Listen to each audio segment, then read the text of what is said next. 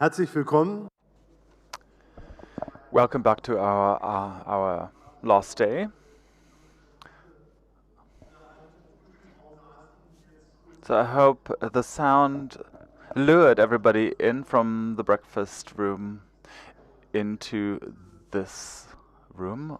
We don't have any seats reserved for anybody, so you can also move all the way to the front.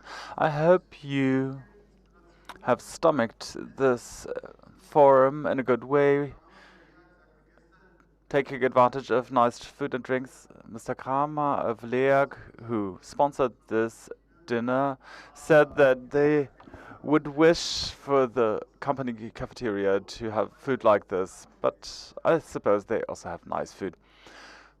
We will kick off this second day, that this is a complicated day, because most participants it will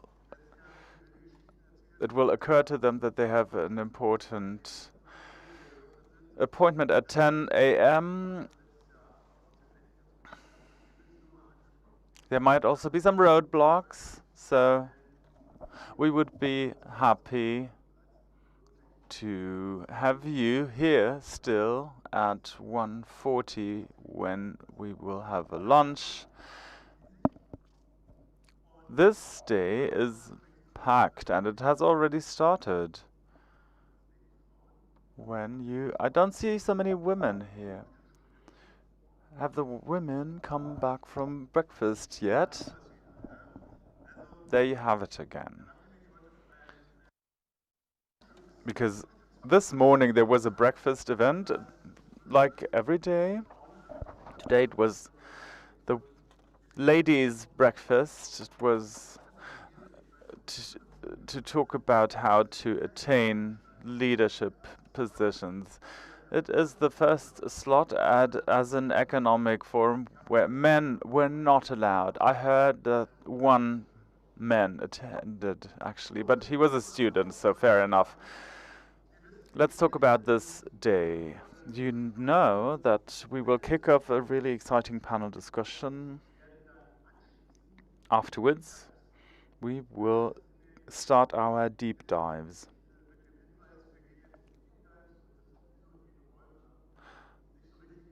Yesterday, it didn't really work to brief you where you are supposed to go for the deep dives because everybody was leaving already, so that's why I'm doing it now. There will be a very short break at 10:20.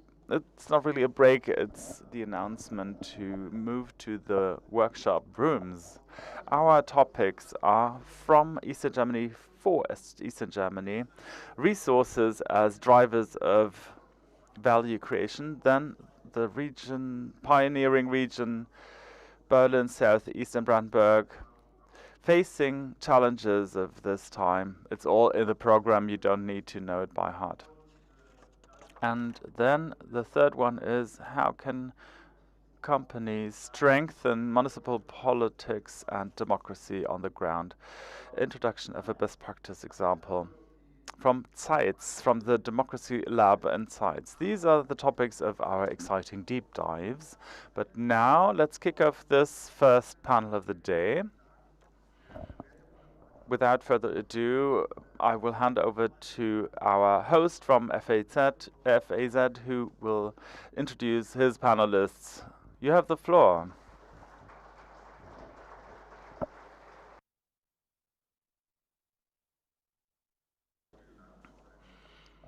Many thanks and good morning, ladies and gentlemen. We prepared an interesting topic for you, high-tech location East Germany. A lot of things are going on, will be going on. We will try to get into it in an amazing round of panelists that I have the pleasure of introducing to you. Please welcome Professor Dr. Jörg Steinbach, Minister for Economic Affairs, Labor and Energy of the Federal State of Brandenburg. Welcome. Professor Dr. Ulrike Göhl, Director of the Fraunhofer Institute for Cell Therapy and Immunology and member of the Saxonian Academy of the Sciences. Welcome. Also, Dr. Annika Pflanze, she is partner with McKinsey. Professor Dr. Reint Grob, president of the Halle Institute for Economic Research. And just like last year, Dr. Robert Herrmann, CEO of Germany Trade and Invest, is here.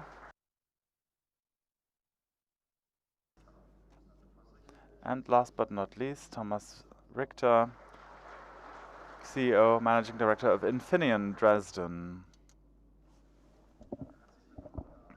Welcome. This is an illustrious round, and preparations have shown that we won't agree on everything, but that doesn't matter. And ladies and gentlemen, please, you can all get involved. You can ask questions at some point. We will hand around microphones. If there's anybody attending from a different room, you can also ask questions digitally or submit comments digitally. When it comes to high-tech, the high-tech issue in Germany and the location issue, you, Mr. Herrmann, are a specialist as the managing director of GTAI. So where's Germany as a business location, and where are we heading? Thank you. Maybe to put it into context, based on investment activities and settlement activities of last year, which we just put together with our partners in federal states, and we published the results. Maybe this is a good framework to look at when it comes to attractivity. Not what we deem attractive ourselves, but this is proof that we have been given from our partners. Last year, 1,780 projects of companies from abroad were launched in Germany. It's a bit less than last year. It was the same level of attractiveness as 2021. There was a small dip during the COVID pandemic because it was challenging for companies from abroad to get active in Germany. We've had a lot of American companies come to Germany, which is interesting. The Inflation Reduction Act also has an impact on investment activities, but that was not the case the previous years. So we can see that American companies invest in tech companies here, especially in the following industries: digitization, then company affiliated services, then the Intel project that was published last year. Then we have battery production in Heide in Schleswig-Holstein. So when it comes to sustainable developments for the location, there were important investments made. Circular economy, batteries, recycling, these were interesting topics for Brandenburg. A new company was settled in Guben, in Sonneville. So we did this in coordination with the company. These are the important industries. Semiconductor industry is also important, and a new settlement happened in Saxony.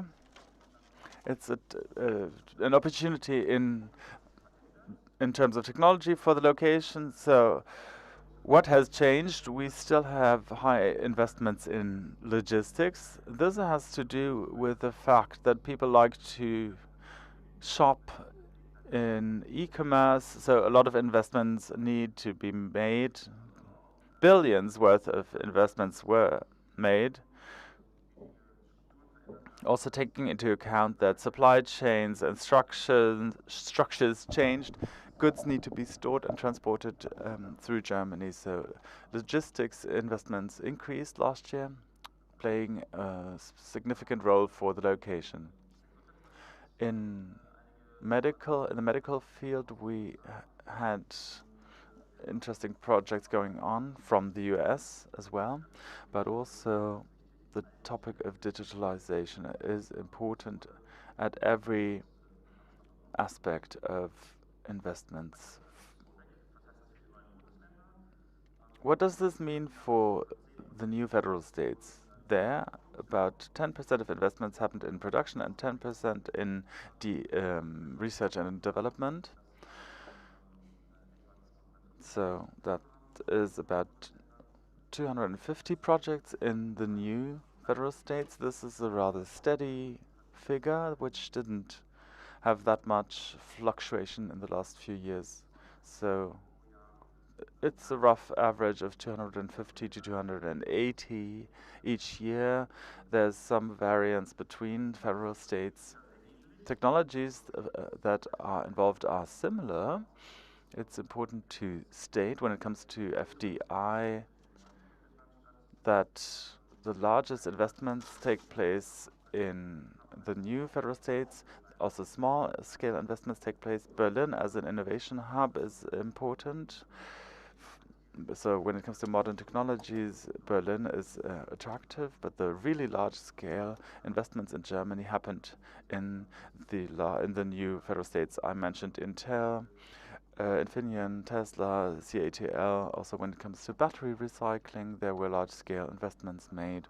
So maybe this is most prominent for the new federal states last year. Thank you. So we welcome investment in high tech, but Ms. Köhl, you brought up the issue of technological sovereignty in Europe, which was also an issue during the pandemic. What is your view on the situation in East Germany? I think technological sovereignty is something that affects us all. It reaches from digitalization all the way to the medical field. So we need a lot of interdisciplinary action. There's some room for improvement still. It starts with acquisition of venture capital, but it goes on. Even though Eastern Germany is in a good position, we need more funding formats with industrial partnerships. I want to name two examples. We all dealt with the COVID pandemic. We all know the accomplishments of BioNTech, but if we look at supply chains and production processes in the pharmaceutical field, we have to state that a lot also were exited and a lot happened abroad. This needs to change, and there's quite some potential in the East, but we need the political framework for this. To name another example, in Leipzig, we have HT cells. These are living cancer medications in coordination with Novartis, based in Leipzig. We produced them for a large-scale study. However, this didn't create Novartis. This didn't cause Novartis to get settled in the East, but also other pharmaceutical partners who are active in the field got settled in the Benelux countries and France, but not in Germany. I would wish for this to change because the know-how is really, really good. We have fantastic universities. We have fantastic extra-universitarian institutions. We need to consolidate the framework conditions in order to bundle the excellence that we have. And if that can be successful, I will be confident.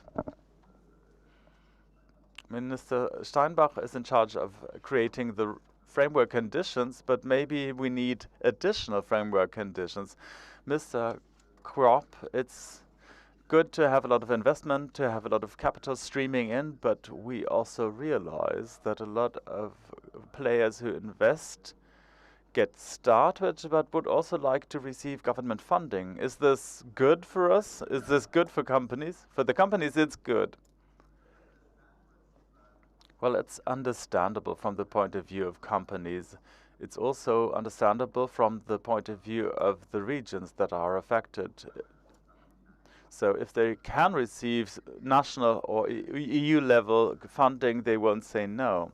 The question is whether, looking at the overall economic situation, they are warranted.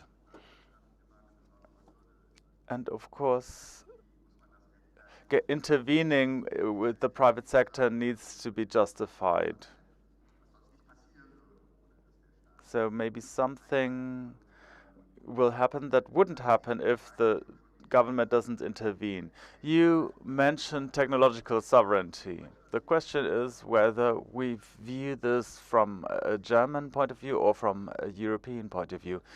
Looking at it from a European point of view, it doesn't matter whether something takes place in Benelux or France or here. This doesn't have to do anything to do with technological sovereignty. Well, if you look at the United States, it's a matter of friendships. We won't hope that Trump will reattain power, but that is really the question, what the point of view is. If we do this, if we follow the strategy from the EU point of view, because we want to strengthen this location, because we want to have a stronger position in comparison with China, then this argument is a bit shaky. But, well, if we have a problem with China and supply chains, rare earths and so on, it doesn't do us any good if we have Infineon in East Germany. And if you look at semiconductors, there is a multitude of different semiconductors. Then we will have one type of semiconductors here and the others we won't. We need to overcome these hurdles if you want to receive subsidies or give subsidies. This is why we need a discussion whether this is actually justified or not just a nice to have for the city of Magdeburg. We are still far from overcoming these hurdles in all areas, in all aspects. It's about a lot of money. If you remember Nokia in Bochum, it was about 80 million. This is next to nothing compared to the investments that we are now envisioning. So it really needs to be justified why we need this kinds of investments, subsidies for private companies. Thank you. We will need to have this discussion. But when it comes to high tech, we not only need capital, but also staff. Ms. Pflanzer, from your point of view, what's the situation there? Well, we provide counseling for many companies about what good locations are for getting settled. So you take a global look at what a good location is. And in the last few years, the talent factor has exacerbated also due to global competition. So resources and everything can be taken care of, but the location factor talent is really a game changer. And Germany and East Germany is in a good position in our point of view due to the excellent education offered by institutions and universities. Something that we might want to get more deeply into, and what I see in the United States, is the link between research and industry. Creating this transition, this transfer for postgraduates moving to industries, this link between universities and startups. This will be or should be reinforced on this talent track, and we see a lot of potential there. Mr. Richter, you combine everything, capital and work and labor. What's the situation in Infineon in Dresden? Well, let me say we are advocates of industrial value creation in Europe. Jobs are very important. Value added needs to happen in industry, also in terms of volumes. The topic is not the issue, is not that we want to decouple ourselves from the world and doing everything on our own in Europe or in Germany. It's more about bringing something to the party.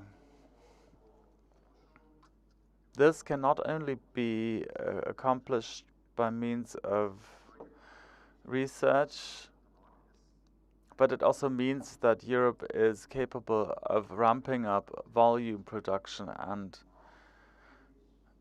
presenting products that are market ready and competitive, and especially when it comes to the market trends of decarbonization and digitalization, being sitting in the first row. Talent and skilled workers is the topic. You mentioned it. We will take care of allocation of material, chemicals, and so on. But the race for talent will keep us busy the next few years.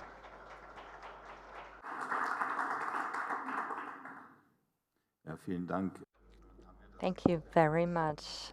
I think we've defined our field now. Minister Steinbach, what can politics bring to the party? What can politics do? What should it not do? That's a lovely question. You only gave me 10 seconds to think about this, so allow me to share something else first. This goes to Dr. Hermann. I would like to thank him most warmly. Usually I only meet your employees. I just wanted to say this: you do a splendid job, an excellent job.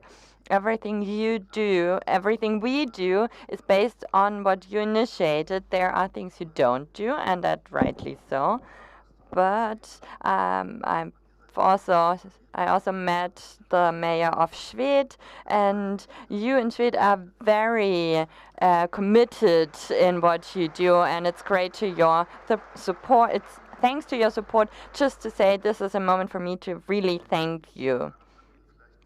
So many thanks. Now, to get back to your question, looking at what politics should do, also on an international level, this has to do with foreign policy, and what our responsibility is to establish a level playing field. I think that is the discussion we should currently have. Mr. Grob, we also had fierce discussions about this. Maybe we don't share the same opinion. There are fierce discussions, but this doesn't mean that we don't hold each other in high esteem.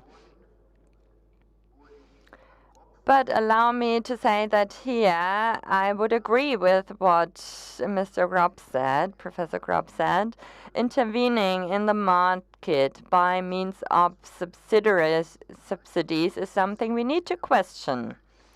Even though, in my perspective, this doesn't go for the subsidies as such, looking at gas, looking at energy prices, you might argue that we took this one step too far, or at least in my opinion, it's worth discussing this, or shedding light on this. It's really a war of subsidies. That's how we need to refer to this. A colleague from BASF told me this recently.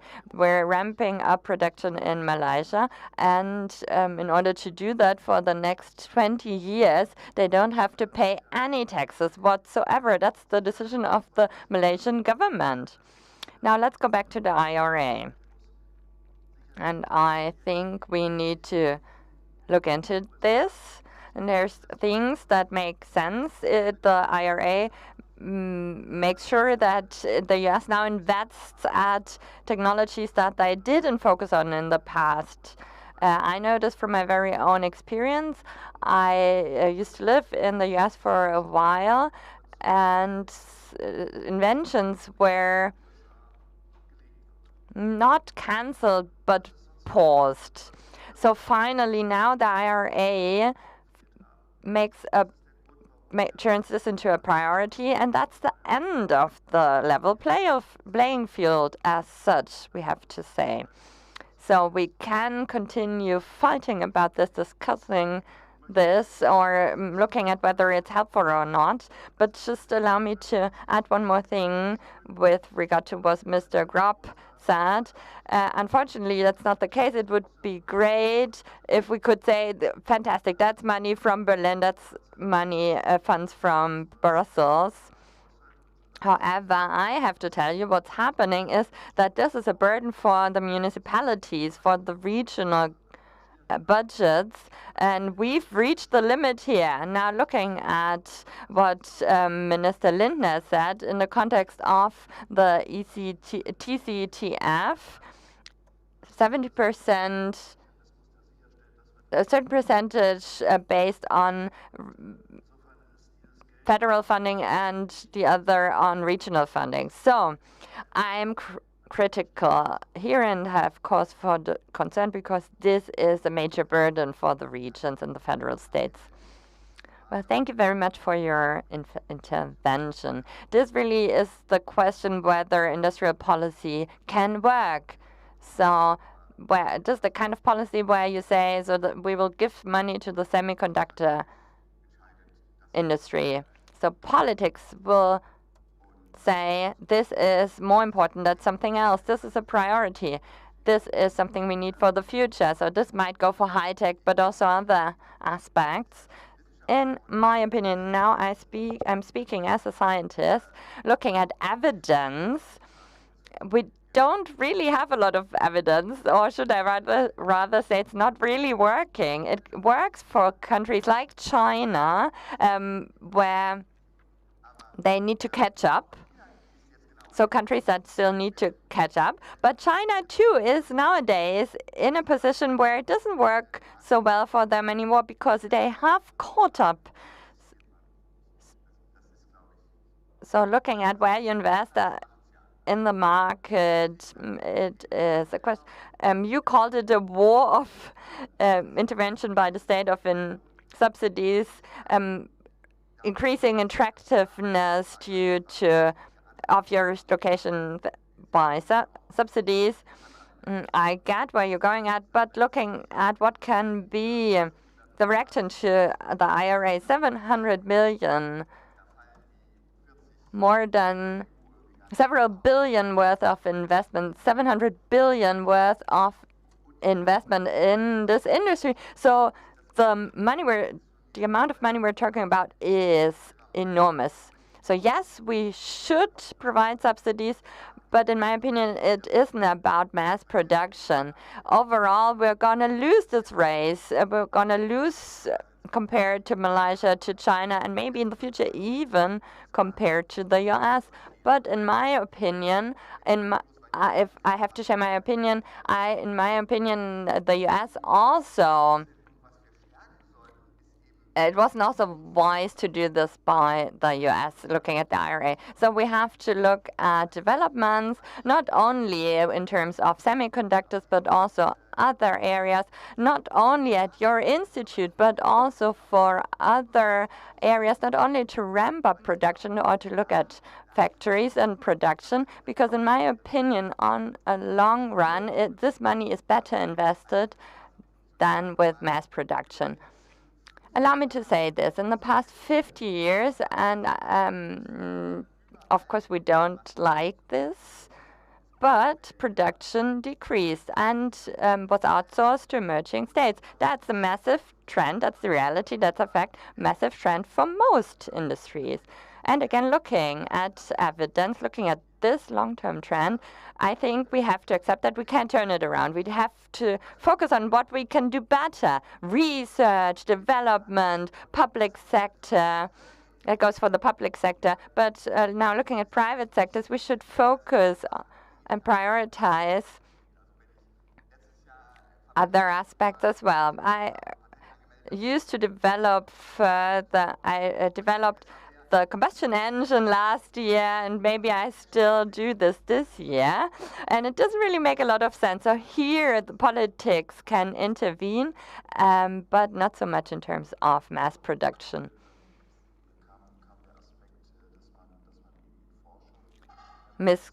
Professor Curl, we now heard that it makes sense to invest in research. So how important is this, looking at whether a location makes sense in terms of the economy? And now just to mention this, to bring this up, one of the most important institutes is probably the Massachusetts Institute of Technology, but their graduates might not necessarily stay in the region. So that's the most renowned technical institute there is in the world. There's another one in Germany that's located in Aachen. They might also not stay in the area. So what is needed to increase the attractiveness of a location? Now looking at research in Germany, especially at East Germany, I have to say we are in an excellent position, and goes for all areas, be it AI, be it battery cell production, be it health topics, medicine. And now allow me to mention what we're not good at. That's bureaucracy. That's also in terms of what we can implement. Other countries do a better job there. We need to increase, or we need new approaches to funding research, promoting research. It was the Future Cluster Academy Partnerships project launched by the Ministry for Research last year. They focused on gene editing, on gene therapy. And we managed to establish this in Dresden, in Leipzig, and create a network of all important networks. In my opinion, that is the format we need. That's something we need to further promote, possibly across borders of federal states, if possible. There's also a cluster in Bavaria. There is a close cooperation between Bavaria and Saxony, and that is exactly what I would like to see. And we need to speak to the federal government about those matters. Universities directly speaking to the Ministry for Research and Development, the research of development speaking to the economy, that's something that we still need. We need to promote venture capital, of course, but what we do is that we're discussing this forever and ever, and then it's not implemented or not even passed. Yeah, I agree. It's something we hear time and again on panels. Allow me to come in on that. Cluster stimulation and stimulate clusters in Magdeburg. In order to be able to approve a project like that will take you 2 weeks in the US. How long do you think this will take you in Europe? And this doesn't only go for Germany, of course, because we're part of the EU. It will take you 2 years just to support what you just said. And here we're really falling behind in the race. We're lacking.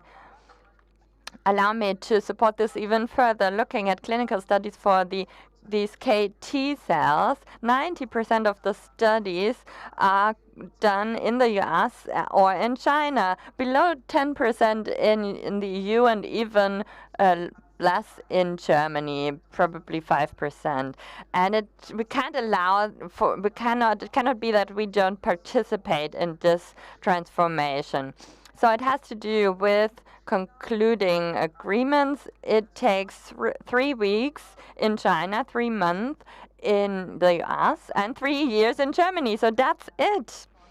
You just alluded to one more thing, research location in Germany. Now looking at where we are, we can say Germany is in a good position within Europe.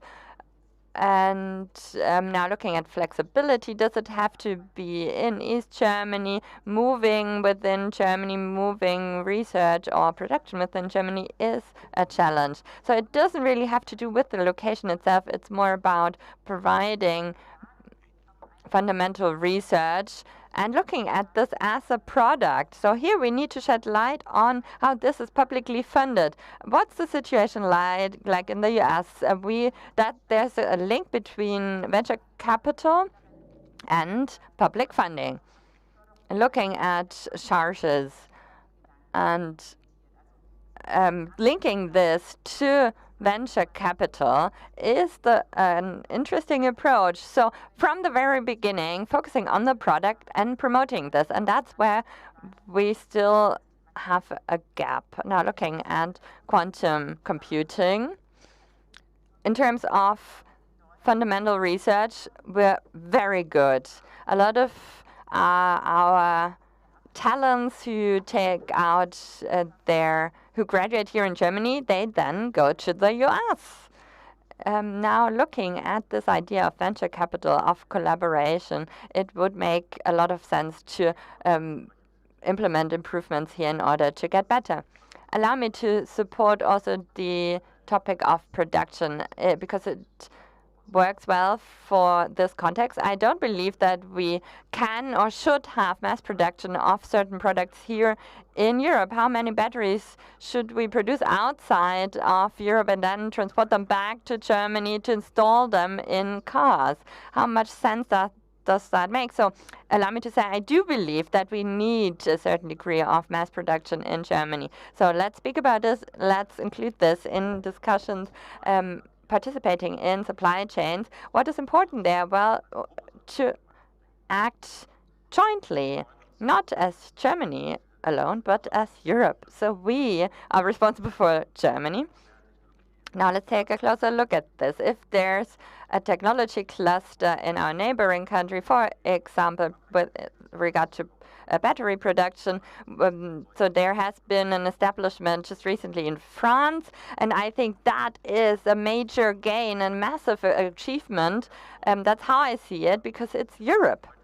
And they said it, you just said it, it would have been great if Novartis decided to go for East Germany. There was also another business looking at Leipzig.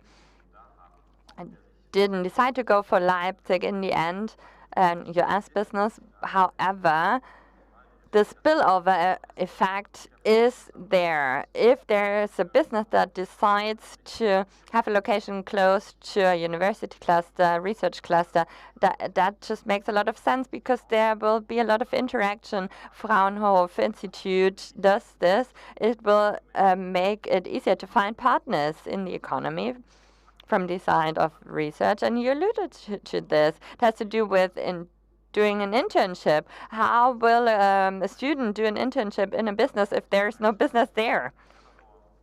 Now, let's not make us smaller than we actually are. I did my PhD in Aachen, and I can say this, 80% of research that's happening in Aachen is happening very close to the industry. So the businesses are there. There's not a lot of distance. I'm sure, is different. There's a different scenario for other locations, universities. So we need to paint a different picture. How does technology develop? It has to do with understanding production. It has to do with understanding spillover effects. How is this translated to the street, basically? So we need to focus on such activities and make sure that they are rooted here. Let's look at mass production, where you need a lot of skilled workers.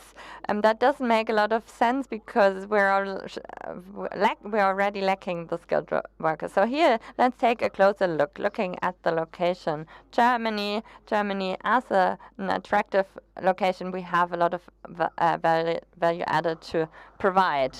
Minister, you have the floor. Allow me then to share my 2 cents with you. 3 things I'd like to say. Industrial production is one. And this is a topic that's close to my heart that I know well, transformation of Lusatia. Here I have 6,000 industrial jobs that I have to replace. People want to work, they want to have a job. So what is it that we live off? We live off a certain degree of employment, looking at our citizens. If we left mass production behind and just focused on research or specialist areas, then that would mean that we would lose many citizens, many individuals. So what we need actually is a mix. And we need to steer this. Some degree of demographic development can be counteracted by focusing on certain priorities. So let's say we can focus on certain areas that can then counteract mass production, possibly, but I need to keep my economic balance in mind. Let me mention Fedwise.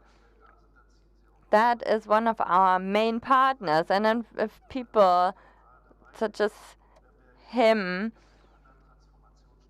is here, that will attract others. Looking at Sweden as well, that's an industrial site. So does it make sense to attract more research for this area? You have, let's say, research has to produce spin-offs as well. And if that's what you want, then you need the nucleus. You need the environment. There can be another lever, but if we think about university clusters, this might make sense to say that's what we need for jobs of the future. I think we need both aspects and we need to include both sides. I think I've seen this tendency in the past. It's very interesting if you look at this from a chemical point of view. There is this tendency looking at the idle state that systems try to achieve this, and that's something we need to strive for in terms of politics as well. Mr. Richter, please. I want to get into the topic of subsidies and investments. I am not familiar with your scientific base. I only have my small empirical base of Silicon Saxony in the 90s. A courageous group of people decided to take this desolate semiconductor location and to take this breeding ground of the clean room to turn it into 2,500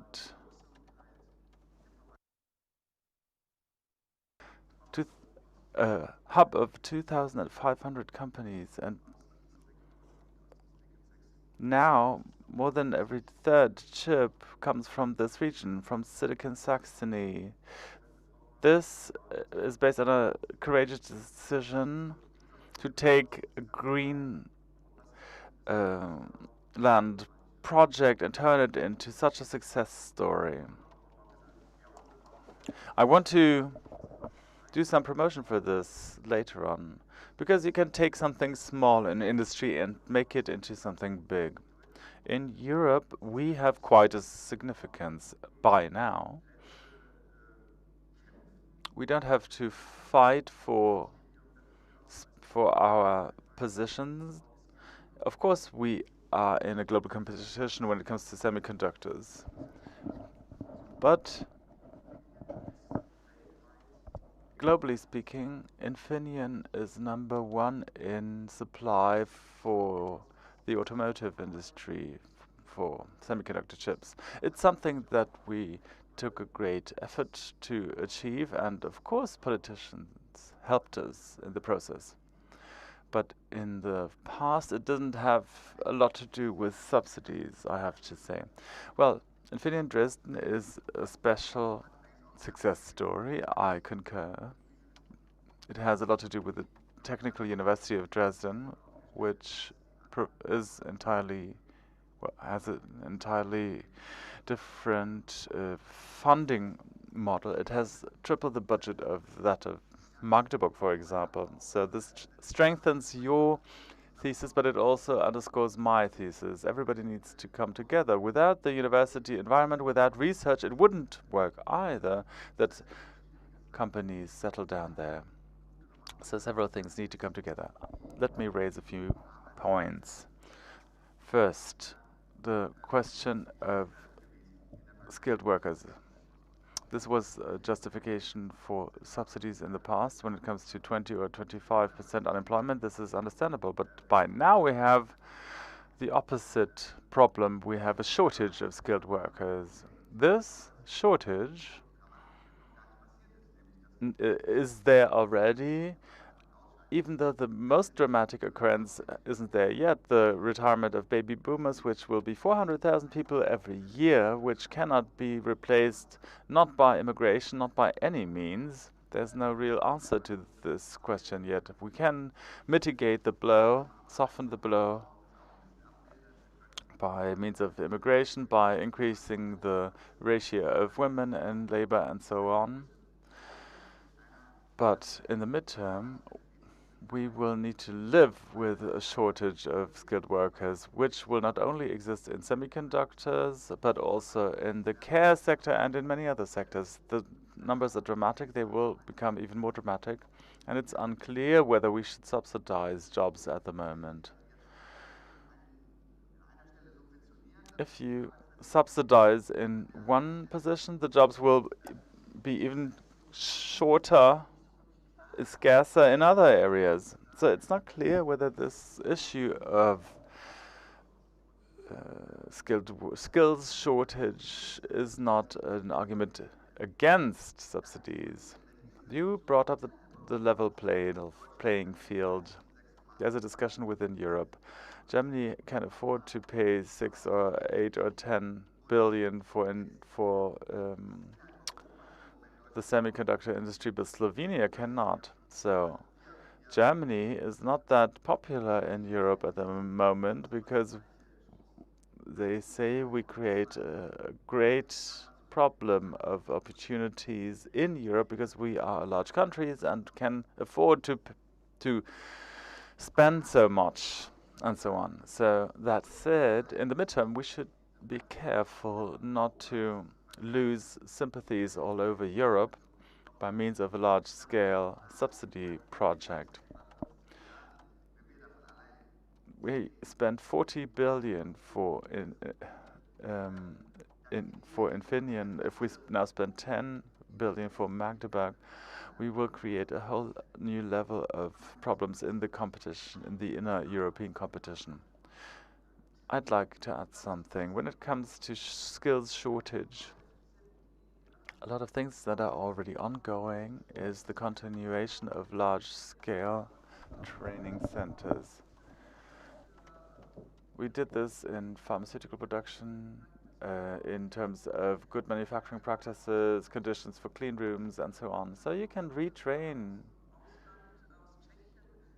personnel, you can recruit people from the Czech Republic. So on a small scale, you can counter this issue. But where we started all the way from the value chain to transformation, we need to increase our investments in interdisciplinarity.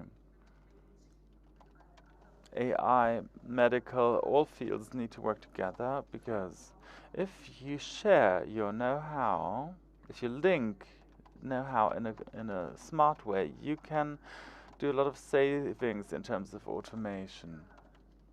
In medical, I know that this is possible. In some other areas, it's not that easy. But creating formats for using interdisciplinarity is something that we need to catch up on. Maybe there should be a funding format for this for these partnership models. It takes years here around here, and we don't have this kind of time.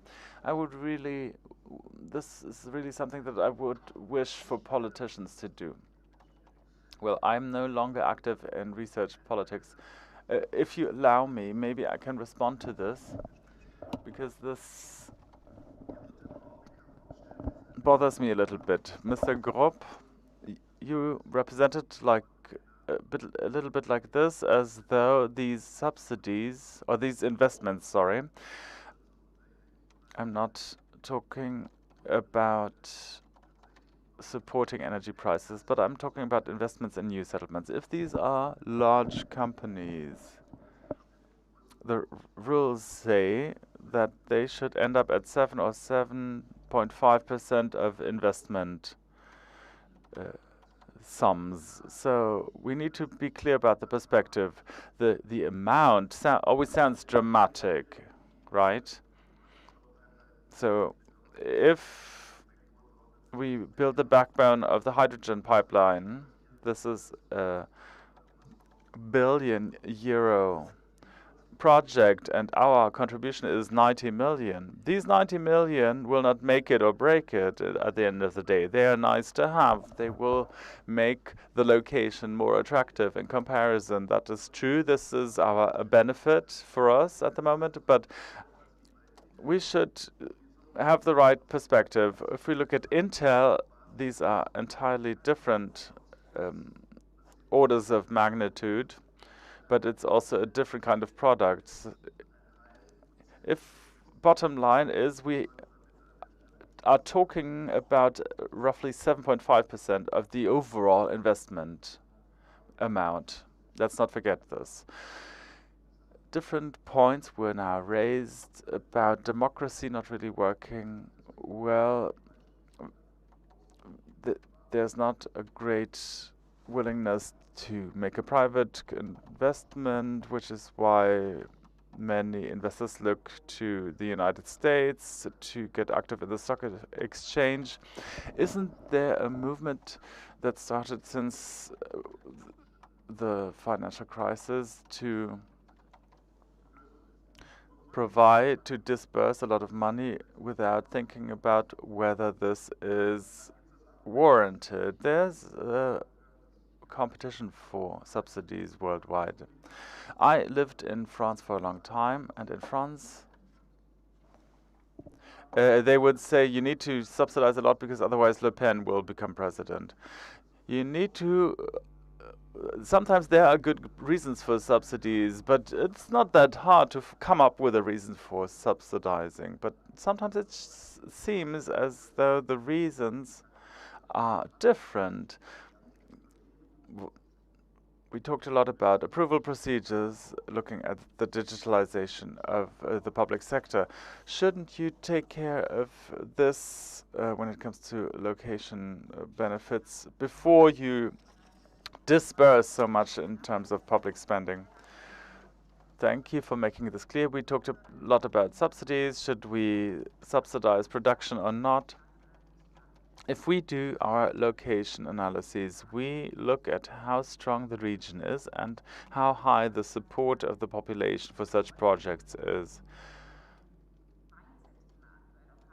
There's an issue of mindset in Germany in terms of automation and digitalization, about how the relevant processes can be sped up in authorities. These are challenges, locational challenges, that we are facing, and we stand in our own way because we don't always have the support in the population for these processes. This is something that we need to address together, from businesses, from economy, from the private sector, from politics.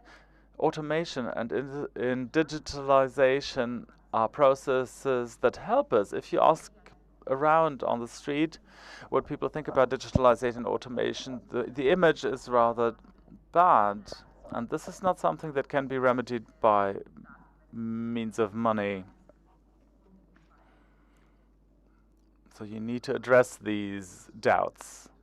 I think there's another aspect that is not I shed money wherever I can.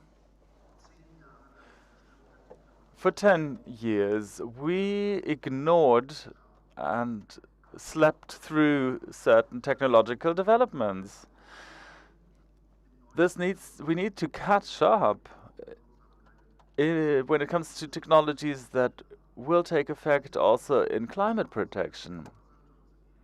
Looking at hydrogen, for example, these are technologies that are on the cusp of economic operability and profitability. So once the relevant certificates will cost 100 euros, hydrogen projects will have attained the break-even. There used to be a high economic gap in this area, but we did something that was right. We decided that we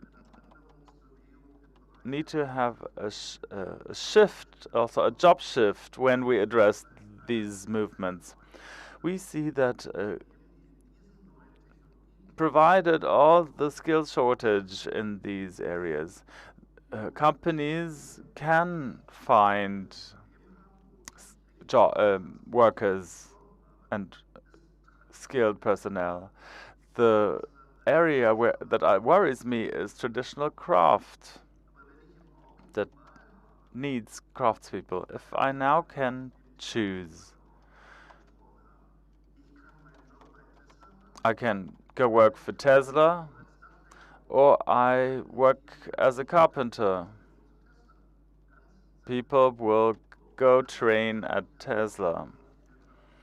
This is our challenge. How can we keep our traditional crafts in the situation where 400,000 people will leave the job market every year? And so we should strengthen our commitment in new technologies and don't forget about our commitment for traditional crafts. Thank you very much. Looking ahead and what's needed for it is important, a very important point. I think we've established where we are at the moment. It's about innovation. It's about seminal technologies. Investments don't take place due to the fact that a company wants to get richer. We need these technologies. We know that mobility is changing. The question is, what is happening in Germany? Are we ready? In the hydrogen panel, where we were listeners yesterday, it was established that the transformation towards hydrogen will be even greater in terms of industrial shifts than that after the wall came down. I think it's right and good, and it's obvious that we need investments for it. Not as much as we need for other technologies, actually. So the question is, what was first, the chicken or the egg? But we should take a close look. What are the technologies that are relevant for transformation? Where do we need to make a contribution in Germany? We cannot wait around for others to do it and then the hydrogen will be delivered by train. Let's hope for the best. No. The same goes for batteries and electricity and quantum computing, other new technologies of the future.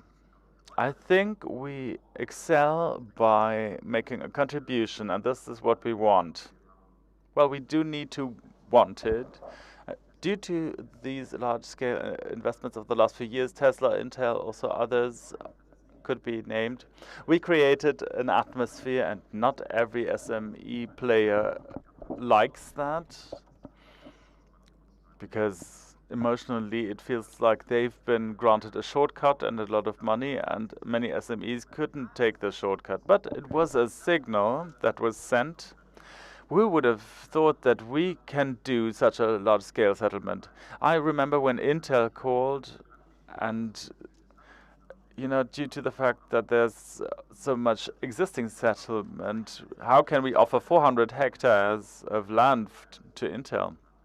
There's a lot of prejudice. The country is so packed and we're so bureaucratic and it's so expensive, and the Americans wouldn't have thought that we can accomplish it. And the Chinese wouldn't have either. CATL is a good example for that. But not everybody knows those innovative SMEs. They are beacons of innovation. We need those settlements, but we also need to think about how we can convince not only the large players, but also others to settle down. When it comes to the biotech or medical areas, we are not talking about large areas, high investments, not so well-known names, but we need to think about what it takes to get them here. We talked about innovative technologies, about skilled personnel, but we need to talk about the space that's needed for someone to settle down. We need to talk about energy supply. It's not only about the price, but also about cable connections and things like that. So how can we be successful in settling these not only large-scale companies, but also mid-sized companies that maybe don't sound that sexy, but they're important as well. So how can we get all of them here? We all need to do our homework when it comes to the procedures needed and the different points that have been raised. This is extremely important because we want to be all the way up there. We don't think that progress is a bad thing. We love it. And it is our philosophy to be first, right? Weil es so interessant war. I allowed for this debate to go on because it was so interesting, but there is time now to take questions from the public, from the audience. Who'd like to ask a question? There cannot be any interpretation without a microphone. Apologies. Microphone is approaching.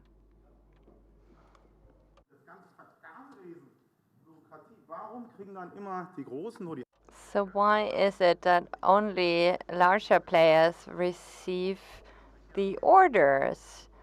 I think looking at larger projects, it would be good to see that SMEs, innovative businesses, can have scalability, and I think here we're still lacking behind. The question is, how can we get more on board? Why does the Corona app has to be developed by Telecom, I wonder? This is my question. That was rather a comment than a question. So who would actually like to pose a question? I'm trying to see if someone's raising his or her hand. Did we cover all the aspects? Oh no, there is the question. Sebastian, and from Jena, Digital Innovation Hub Photonics. Now, I would like to support what you already said, Ms.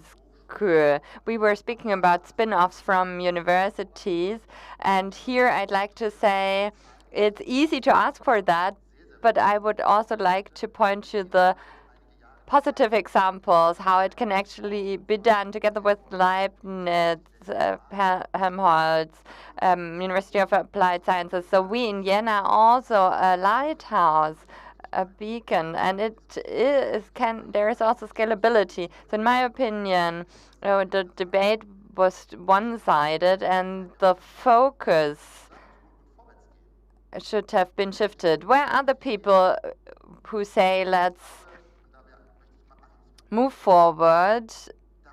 Where is the avant-garde? And that's something we need to shed light on. And I'd like to ask Ms. Kuhl again to speak about examples that showcase what's actually possible. And that would be good to hear right now. What can we do to make sure that our seeds grow with a punctual approach?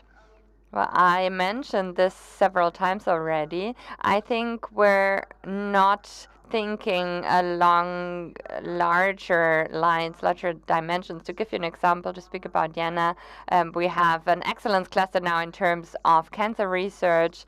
There is also an interdisciplinary approach, and that's where we need to see further steps. That's where we need to venture down the path.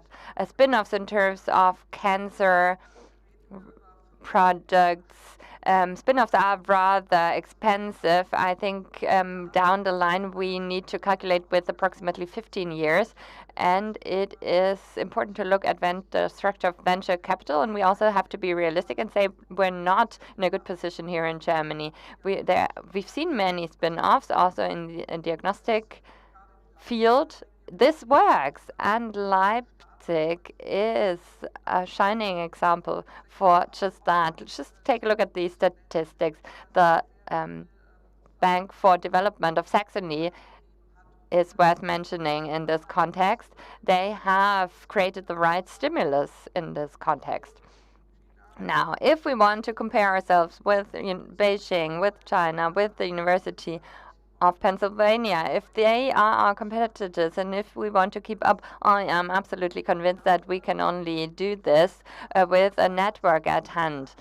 Just to highlight this even more, to emphasize this even more, we need to do more in terms of politics, in terms of cooperation, in terms of networking. This is something new. This is not a new debate we're having. The problem is our red tape, it's our bureaucracy, and let me be quite pessimistic and say we need to do something good for our grandchildren. We need to push this through and implement this. Thank you very much to all panelists. That's how quickly an hour can pass. Time flies by if you're having fun. So I'd like to thank all of you, Mr. Professor Grob, I'm afraid you were the only one representing your position. So we were able to broaden the discussion towards the end. Apologies, Mr. Professor Grob is not using a mic, so there cannot be any interpretation. Now, it's quite one-sided. To look at this in this way, politics on the one hand and the economy on the other hand, I think indeed we all agree. So it's not a controversial discussion in my point of view as an economic scientist. Thank you very much to you. Thank you very much to all of you. Thank you very much to everyone for listening. And let's move on with the rest of the agenda.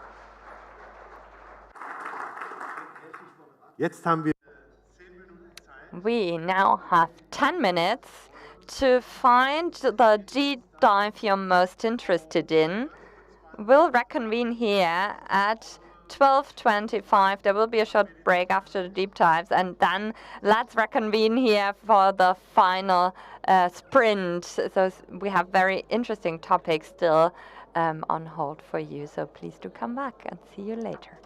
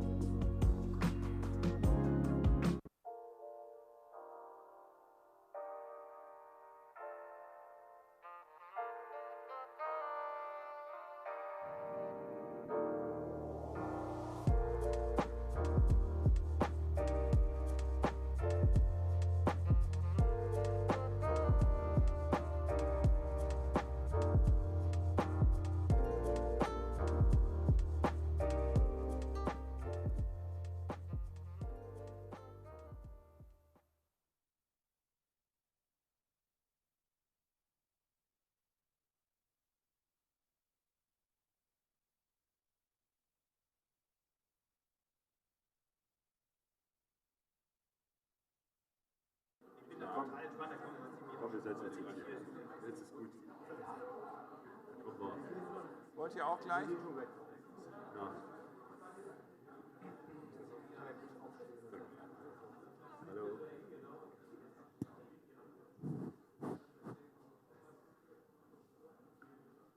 So, guten Tag, herzlich willkommen. Hi everyone, welcome. I'm delighted to see that you're still coming here in large numbers, even though it's the third day. Great to have so many participants of the East German Economic Forum here in this room. My name is Ulrich Dörpmann. I'm part of Brunswick Group.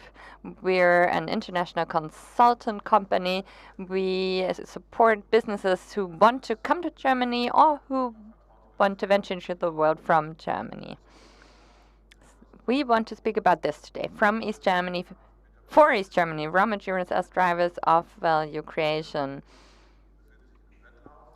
So there is a competition for raw materials, and competing for raw materials means striving for prosperity. And in my opinion, we're in a good position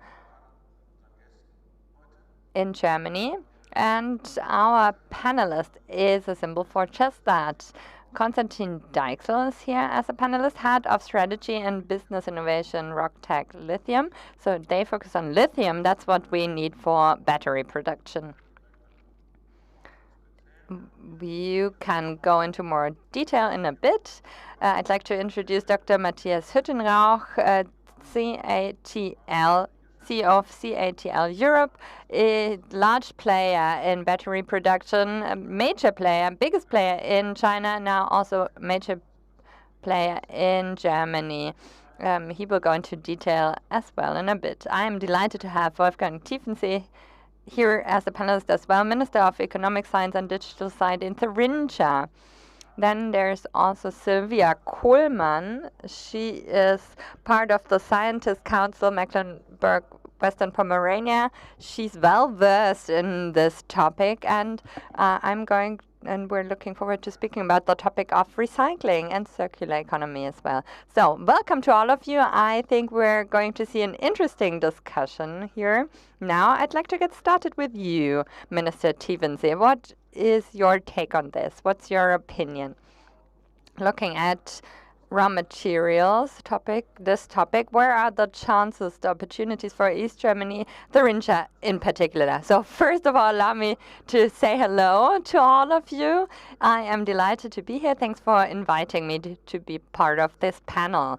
Allow me to get started rather unconventionally. We, as East Germans, have some experience to offer that first and foremost has nothing to do with our topic itself. What am I talking about? Well, it's the experience, what it means to move from a dictatorship to a democracy. And we've been doing this, so transition between the two, and we've been doing this for over the past 30 years. Talking about raw material, I'm not sure if what to shed the light on, because it's an international topic. Do we have to diversify? Do we have to be more independent? What about our relationship to the countries where we are currently and also in the future in a close trade relationships in terms of procuring raw materials? So allow me to make a fierce comment now. I travel to China regularly, at least every 2 years, and I know that been traveling there a lot in the past. Allow me to point to the situation in China. I'm aware that the federal government is currently working on a new strategy towards China, and we here in Thuringia are also putting our heads together. So let me tell you this. We have 33 years of experience of democracy here in East Germany. I'm not going to include the Post-Church, Weimar, and other aspects. So for West Germany, let's say we've been Democrats since 1949. So do we really have long-standing experience? What I want to say is, let's just be prudent. Let's be careful and let's not be naive either. I don't want to be naive. Let's just be very realistic looking at the situation in other countries. There's a company in Baden-Württemberg who established an agreement with Bolivia with the context of the prime minister. So everything was already arranged. Bolivia, 51%, we 49%. So set up a business. Then Bolivian citizens took to the street and said that we don't want that, so they ended the project. Now there's a new political setup, and now the situation is again a very new one.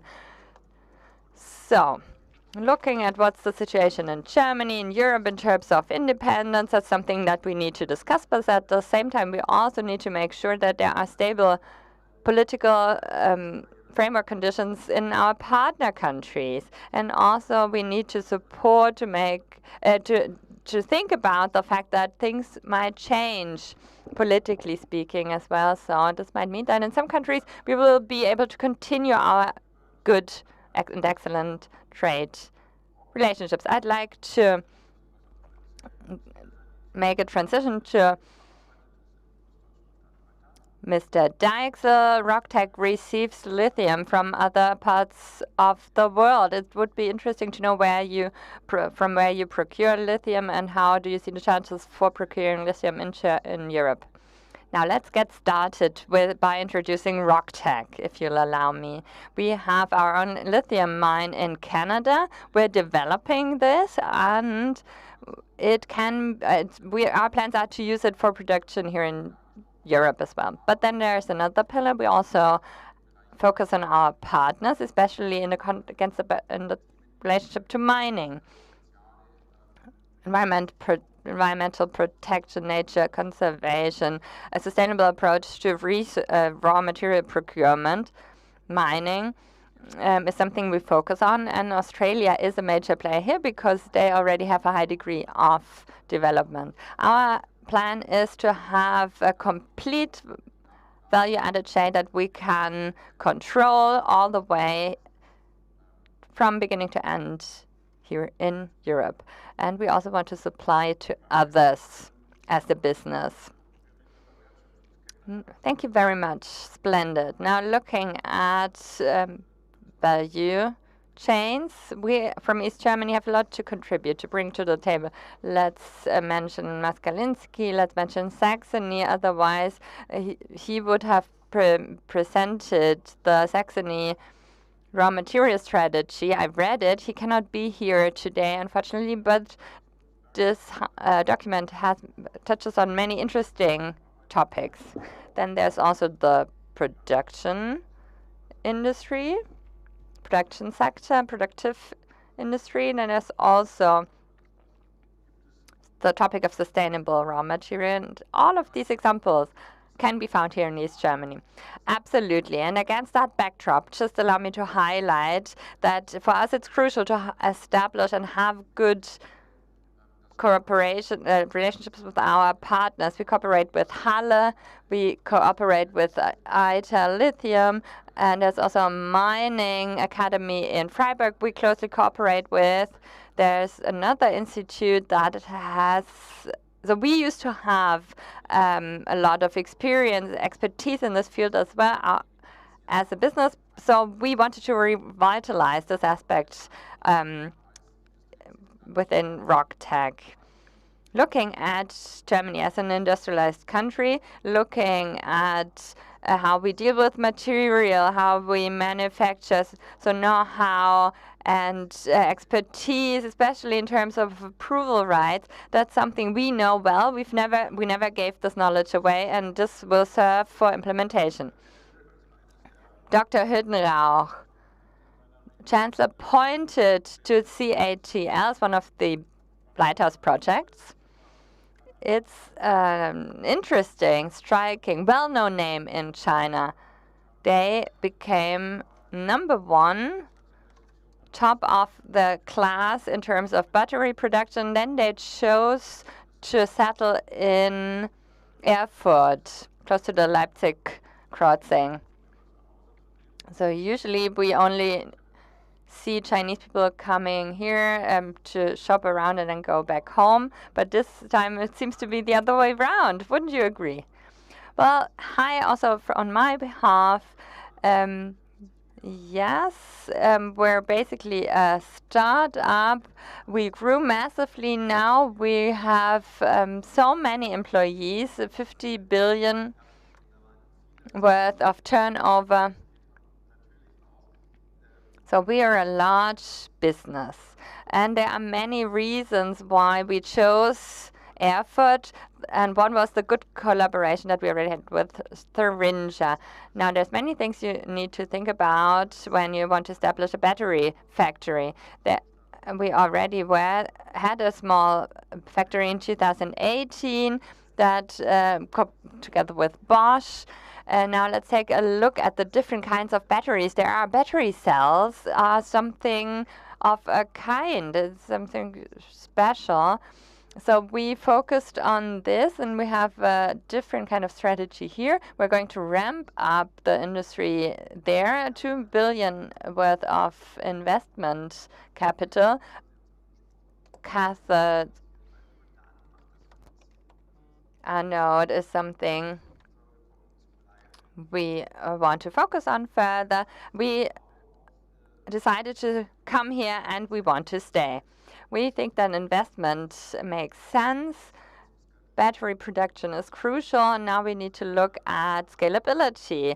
Mass production, this is a clear localization strategy. By 2040, we want to make sure that all our production is CO2 neutral, and 2035, the whole value-added chain, the entire production. And that can only be done if we collaborate.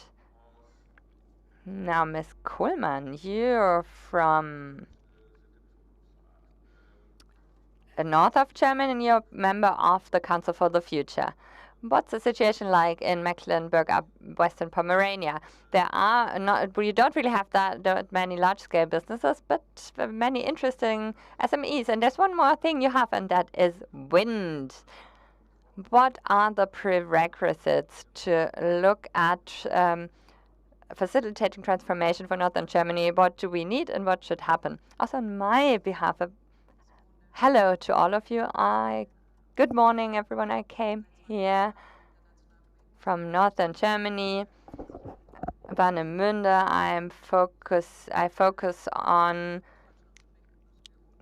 trade, on collaboration, mainly on Latin America. So if we speak about production, we need to speak about raw material as well. Sustainability plays a role. Fossil fuels need to be mentioned here, and they can be replaced by renewable energies.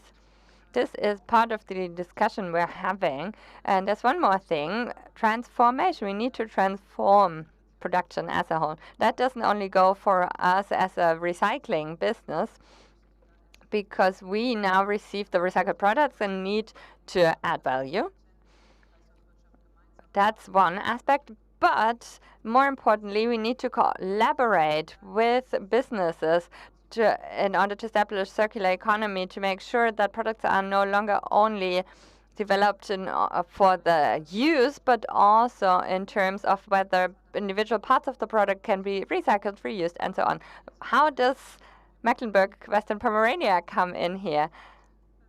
We are a federal state that produces more than 180% surplus of energy production, electricity. So what do? We collaborate with other federal states, mostly with Bavaria. And what is it now we spoke about on the Council for Future? We said, well, we want to store the surplus electricity we produce. So we have mainly SMEs in Mecklenburg, Western Pomerania. That's our economic structure. So we want to make this surplus production available to businesses and also to offer attractiveness to new businesses and get them to establish in our region, to settle in our region. Now, looking across the sea to Latin America, here 95% of waste goes to landfill. And in Germany, this is not the case. There is a great potential that we have to tap into. So against this backdrop, I think we have a lot to offer. That also goes for the SMEs. That's our core capacity. We have Eastern Germany and Mecklenburg-Western Pomerania in particular. Thank you very much. Now looking at the value chains. This is an excellent example. You need lithium to produce a car battery, right? That's what I learned.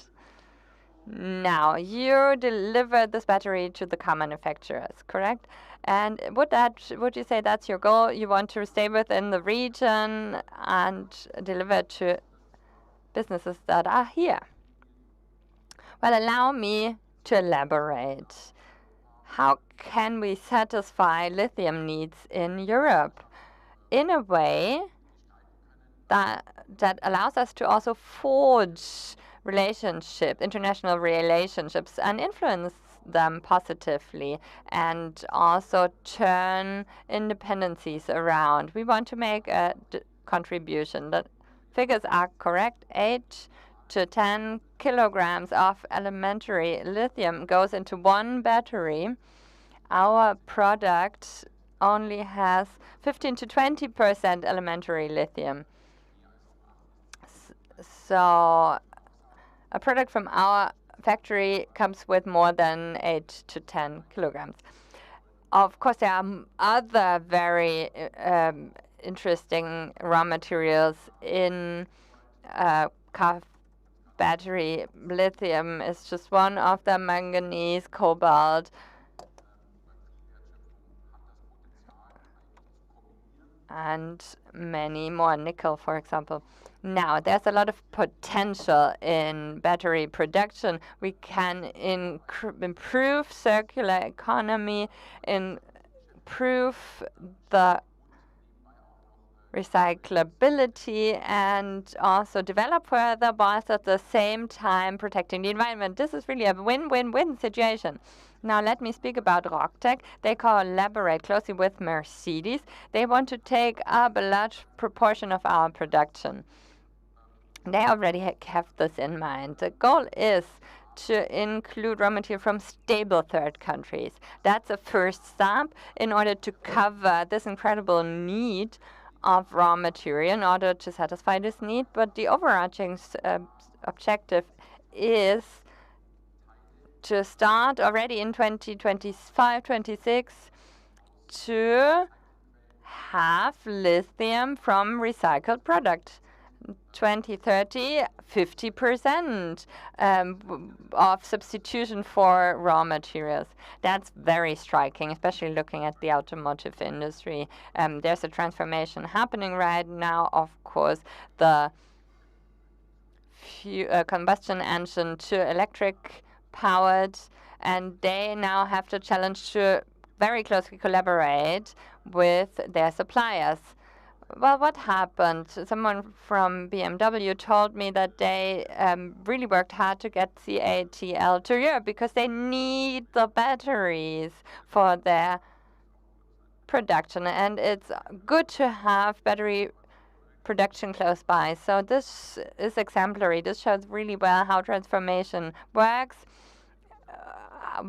what it can look like, and it comes from the economy, not so much from politics. Now, what's the strategy of CATL for Europe? That's correct. Many people see e-mobility as a new vehicle, but I see it as a new ecosystem. You need to look at it along the entire value chain. It's no good if you only focus on fuel stations and I focus on charging stations, and that's where the value chain or the supply chain starts. It's correct that batteries are not that easy to transport. You need to be close to our customers. This was also true for Thuringia.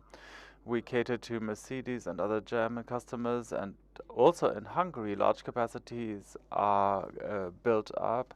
BMW is setting up shop 20 kilometers next to us. also Audi will build up capacities, so a new opportunity is created. There's a high demand of skilled workers in a highly innovative market. I cannot draw on hundreds of years of mechanical know how this all needs to be ramped up. And this entails great challenges in terms of further training and qualification. But it's important to be close to the customers. Judging from the point of view of an economic minister, Minister of Economic Affairs, that has acquired such a major investment, what about your imagination of what can arrive on the coattails of such an investment? What can be the further investment? You characterized Mecklenburg-Western Pomeranian in terms of not having large-scale investments yet. Let me name an example. CATL is an enormously important partner to us, a very important investment that we're proud of.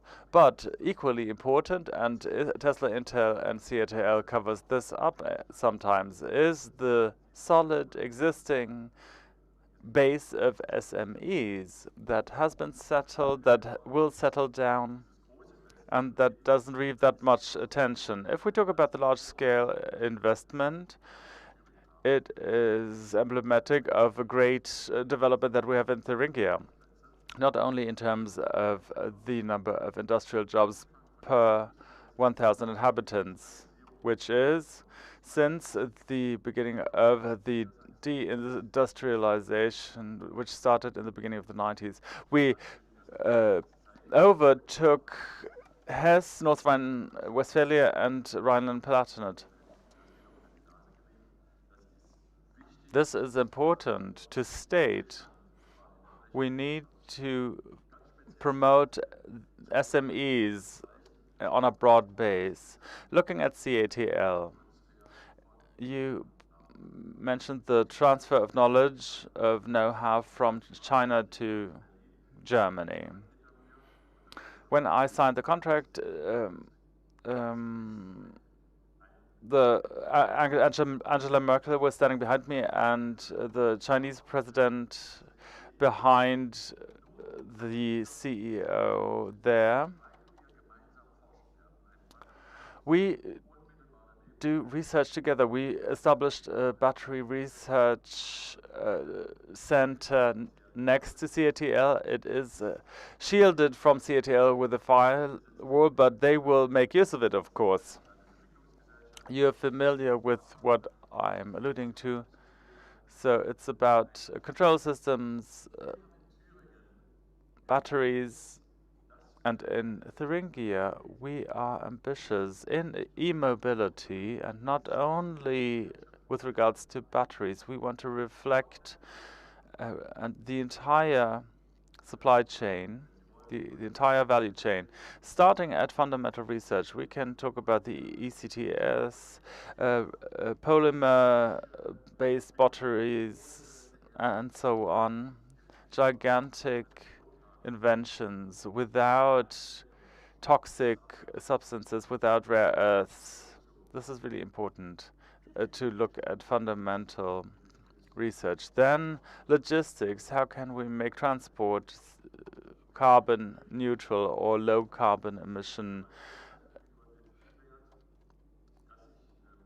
We established an innovation center, T-Wert, that deals with the material cycle. It's a compound of Weimar, Nordhausen, Ilmenau, together with other research institutions. We are doing a good job in examining procedures. We will also have to rely on iron sulfate batteries. It's not clear how these can be recycled. We have well-renowned companies that want to settle down in Thuringia. Roswald, Samsung, Hydrovolt. Hydrovolt is a subsidiary of Northvolt. Samsung wants to set up shop. A Finnish company is looking into investments amounting to 225 million. It is a company that belongs to the Finnish state to 50%, and our regulations preclude companies that have their majority shares abroad. We will find ways, though, by means of CATL and our immense research capacities at the Battery Research Center, at the Hydrogen Research Center. We are looking into large-scale electrolyzers. We have a large location in Sonneberg, which made the headlines for other reasons. Just think about the municipal elections. We can see that something is happening. Established companies and startups are setting up shop, and we support this. Thank you. This goes to show that the right framework conditions can also result in a good outcome. Looking at recycling and creating value from recycled goods, what are your experiences in East Germany? I see that BASF is endeavoring down that path, but also smaller players. Maybe you can provide some impetus about what is possible in terms of recycling and what projects are already underway. I think we're not that bad as you represent it in Mecklenburg-Western Pomerania. Viper was settled down. Unfortunately, Tesla and other big players couldn't be convinced to set up shop in our federal state. I think that Berlin, the vicinity to Berlin and the federal government played a role. We are too far away at the coast. I think Mecklenburg-Western Pomerania has a specific geographic because we also have a national border. So the Baltic area, maritime industries, this is a focus. We also acquired a project in Rostock in the context of maritime research into world seas. It has a volume of 45 million. We have the Fraunhofer, the Wolfstein Institute. When it comes to the circular economy, there's a lot going on. At the moment, we have more than 300,000 people working in this area. More than 700,000 jobs in this industry are projected by 2030. There are many laws and regulations that were initiated in the last few years. It's important not only to talk about the big players, but looking back at my entry statement, SMEs are important, not only in Western Pomerania, but all over East Germany. If there's a large, or whenever there's a large-scale settlement, you're familiar with wharfs and shipyards in Mecklenburg, Western Pomerania that are quite pricey, or that have been quite pricey. Now, nevertheless, I want to link this to skilled personnel. If we have large-scale settlements, which is important, we need industrial jobs, we all agree, but for SMEs, and especially for very small and small enterprises, what happens when large-scale settlements occur? They will recruit and lure away or entice away employees of those small companies. So I would like us to have and promote a more diversified economic sector. It's important to have these big players, but we also need to think about how to support the existing SME base. It feels like we are moving from one crisis to the next. There will be more crises, and SMEs will have an important role to play. I would be interested in knowing how you, Matthias Hüttenrauch, acquire talent. Where do you get these people at CATL? From smaller CMEs or by other ways? Well, we have different recruitment strategies, of course. We do a lot in terms of locality. We do a lot of training. We cooperate with suppliers in Rotterode, for example. They will close down shop and they will let go 900 employees. This is an internal structural decision that we don't have anything to do with. At the moment, we have 400 employees from China working at our site, half of whom are authorized, meaning that they will ramp up the work. Our machinery suppliers, because we have 700 million equipment components set up at our works, they need to be, our staff need to be trained, of course.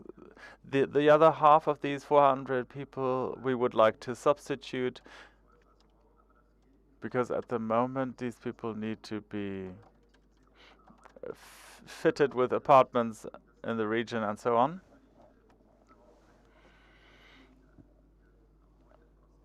At the moment,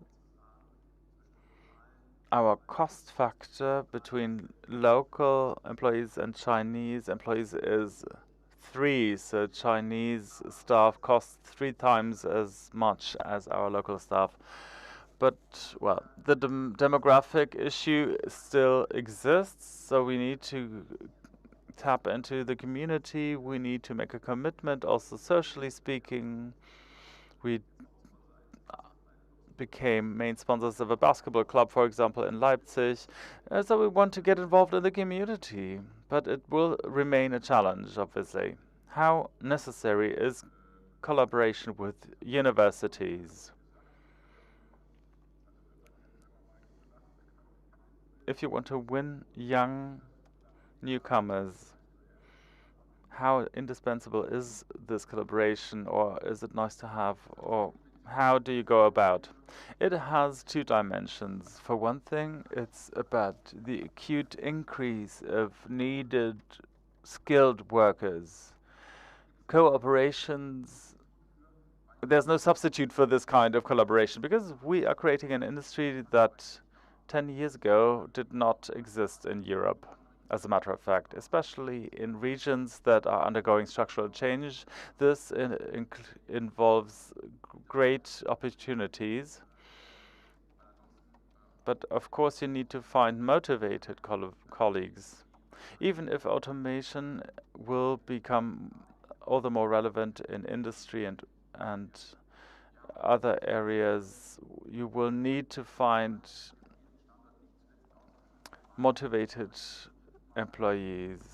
Guben as a location provided a good potential of skilled personnel, which we could also retrain. But of course this takes effort. So the one thing is you need cooperations with universities if you want to qualify your personnel. But the second topic is further qualification, further education. The life cycle of lithium batteries is roughly 40 years. But this is not the end of the story. The technology is being further developed. And the dynamics are rather high, which is also due to the fact that the batteries that were produced 10 or 15 years ago, so these Teslas are still running. So when it comes to recycling batteries, the big wave is still to come. That said, we can see high activities in this area. And solutions for product to market fits are expedient. And it's a good idea to collaborate with the universities to that end. I read that in Thuringia there's a German professional school. What does this mean? What does this refer to? So we're talking about skilled personnel again. We have 3 boxes, 3 ways of how to deal with this issue. We need to activate endogenic forces in Germany, in Thuringia. We need to pay good salaries, good wages. This is extremely important. Then also bring down long-term unemployment rates, have older employees working longer, work-life balance, bring dropout rates down, and so on.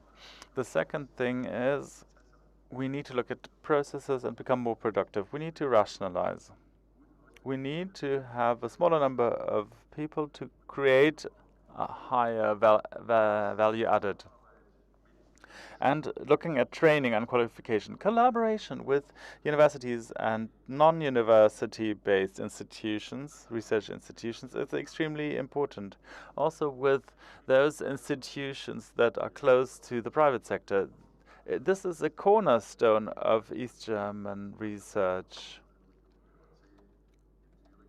We have 10 private sector-based research institutions in Thuringia. This question is essential when it comes to substitution, fundamental research, and how to make production processes more cost-efficient. And the third point is the question of skilled personnel from abroad.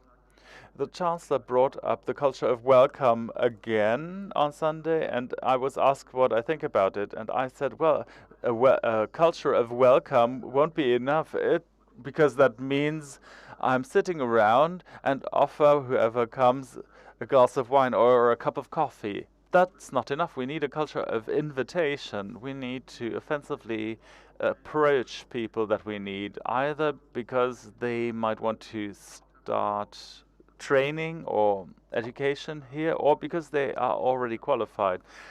This holds true for energy, for industry, but also for other sectors such as care, the care sector, and other areas where there's an urgent need.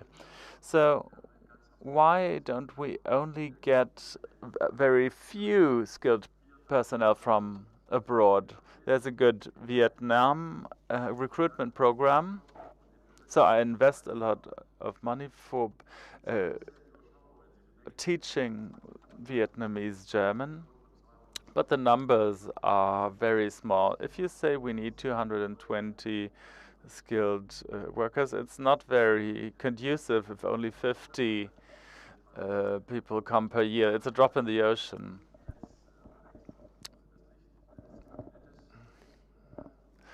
But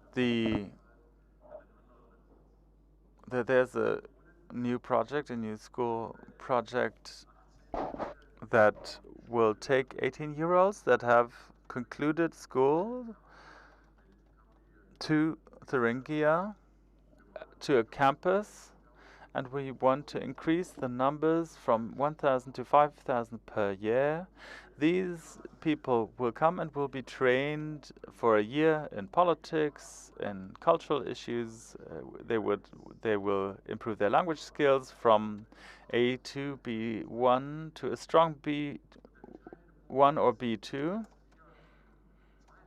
And the interesting thing is that in the second half of the year, there will be internship programs with companies, because it's crucial that Thuringian companies, and same goes for every companies, will want to know what they are getting.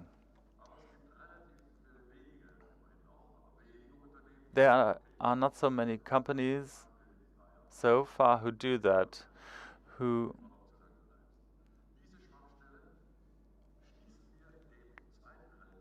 actually provide this kind of training. This gap is closed by doing an assessment of what these people really can do well and involve companies, especially in rural areas, where foreign skilled personnel usually don't end up. Then they can do an internship and get a trainee contract later on after 12 months. This will allow for integration. These people will have got to know the region. They will have started playing in a sports club or whatever. And Mr. Peter from the Vietnam project, I just brought it up in the discussion. So the problem, the thing is, we don't want a brain drain from other countries that are also in need of skilled personnel. This is extremely important. I have a lot of connections with Africa. My half-brother is a doctor from Khartoum who was unable to go back to Sudan. So think about what the situation in Sudan is. Maybe they can work here for 5 or 6 years, then they will be highly qualified and be able to speak German. Then they can go back and raise the standards in their home countries. This will maybe also be beneficial to the whole refugee crisis. So this is what GPS is about, what this program is about. We were fitted with funding amounting to 2 million by the federal government. I hope this will be continued, and we want to make this a brand that can also be a model for other federal states. Allow me to add to that, because I think it's crucial to understand how change takes place outside of Europe. Let's take a look at China. We can no longer say that they have 200 people in front of their doors if they want to hire someone.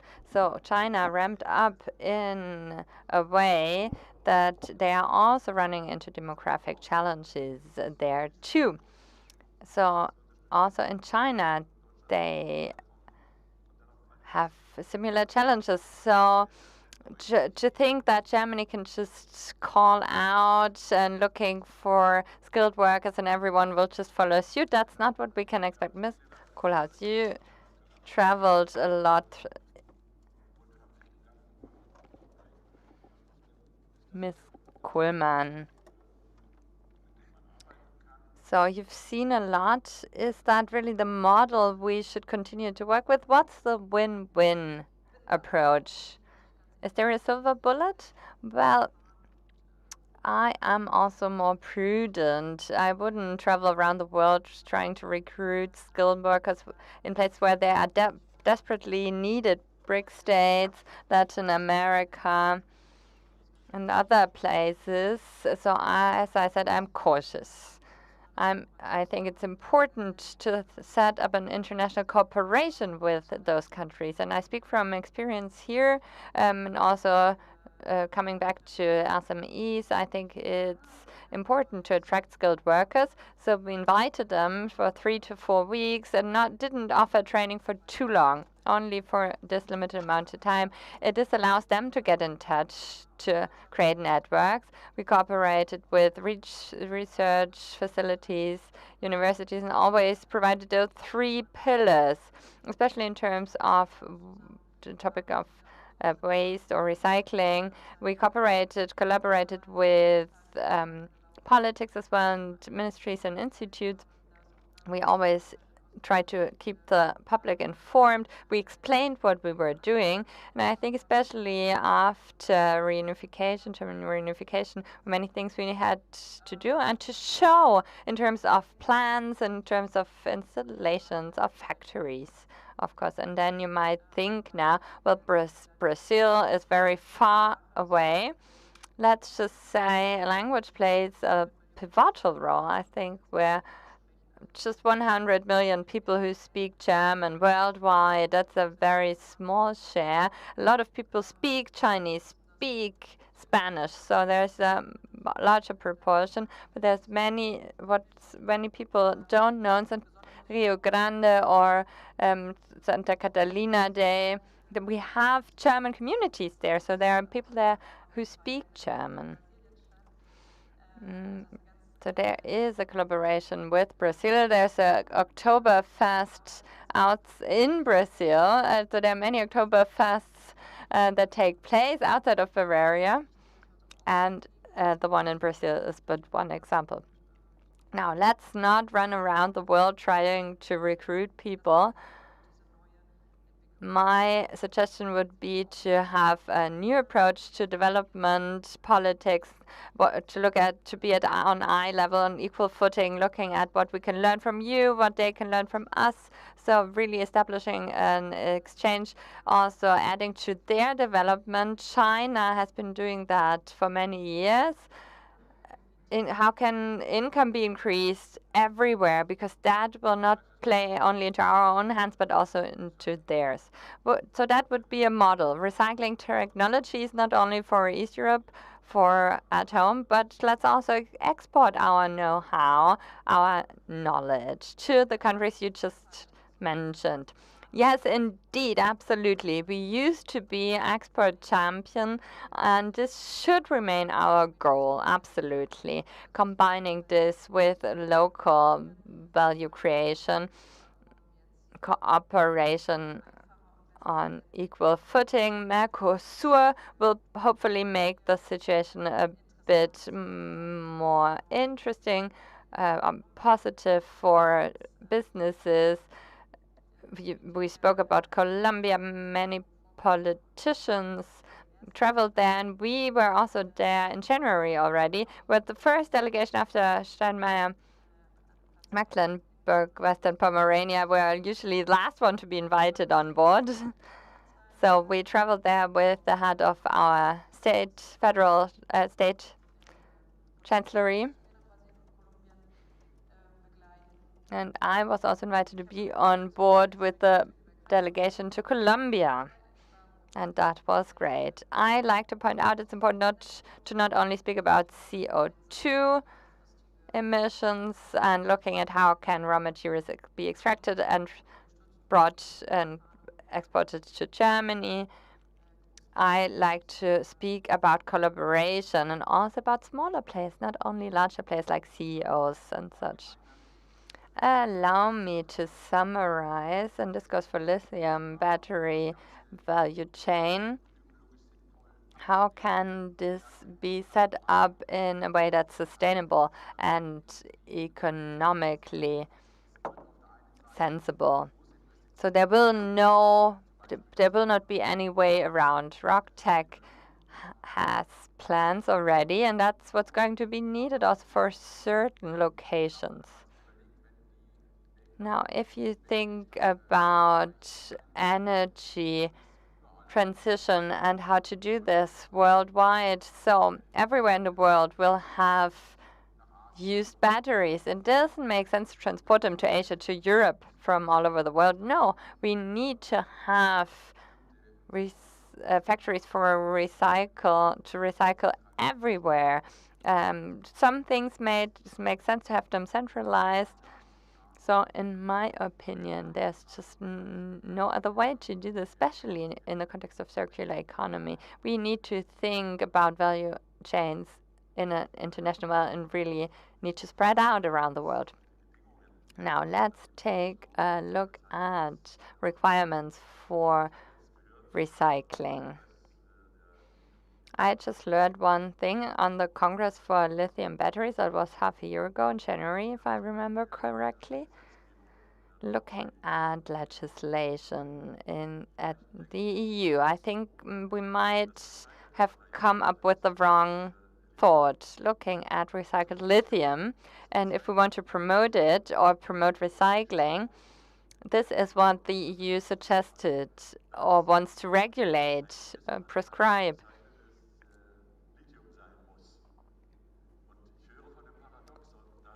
So I've heard that there is a paradoxon, and that's because batteries have a really long life.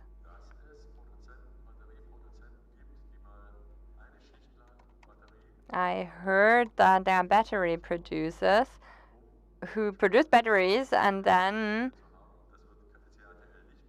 destroy them in order to get the raw material. Of course, CATL will not do that. But let's just, what I want to say is the battery producers and the regulators need to be very close to the producers, because otherwise we will regulate something that doesn't make sense. If you'll allow me to come in, I really hope that we're not going to do that, to produce batteries to then destroy them. But Minister Tiefensee, you pointed to an important thing. There's one initiative by the EU that I like, and that's the battery passport that we're going to receive. This is going to be digital, and the battery will have its own database for its whole product life. Maybe we will see the end of the battery at some point, and then we can still recycle the battery, maybe not for the car, but maybe stationary. So it has to be possible. We need to aim at keeping the battery within the circle for as long as possible. Recycling is one thing, and yes, there we are still focusing challenges with the manufacturers. Let's look at some figures. 90% of lithium batteries can be recycled. And that's already happening. We do this in our factory in China. We've received an award for our lighthouse projects. 97% can be recycled. So it's possible. And it's an important topic. Thank you very much for this interesting discussion that we've had up till now. I'd like to include the audience now, and I already see someone who'd like to come in.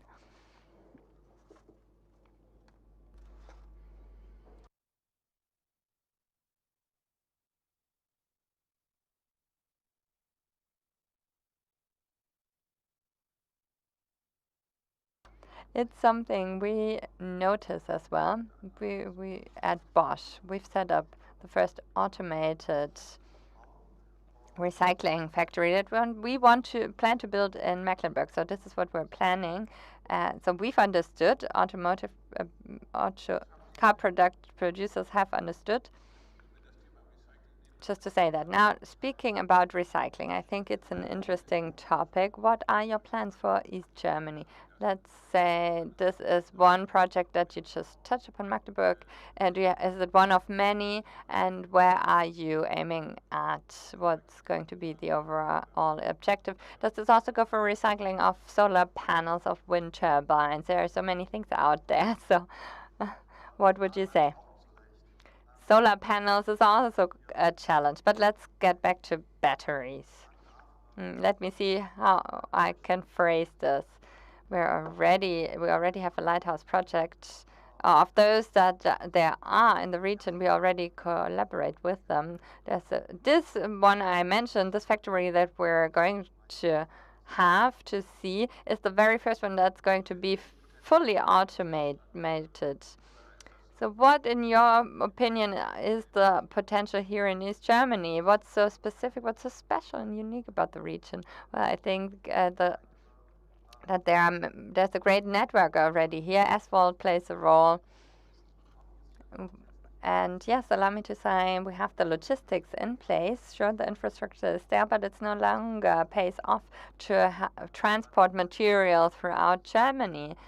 We need distribution centers. Then we need to look at second use, and once that's over, we need to deconstruct, take apart, and recycle. There's one more question over there. Allow me just a brief remark, brief intervention. I think we just heard that things are happening in terms of recycling, and I would like to support this.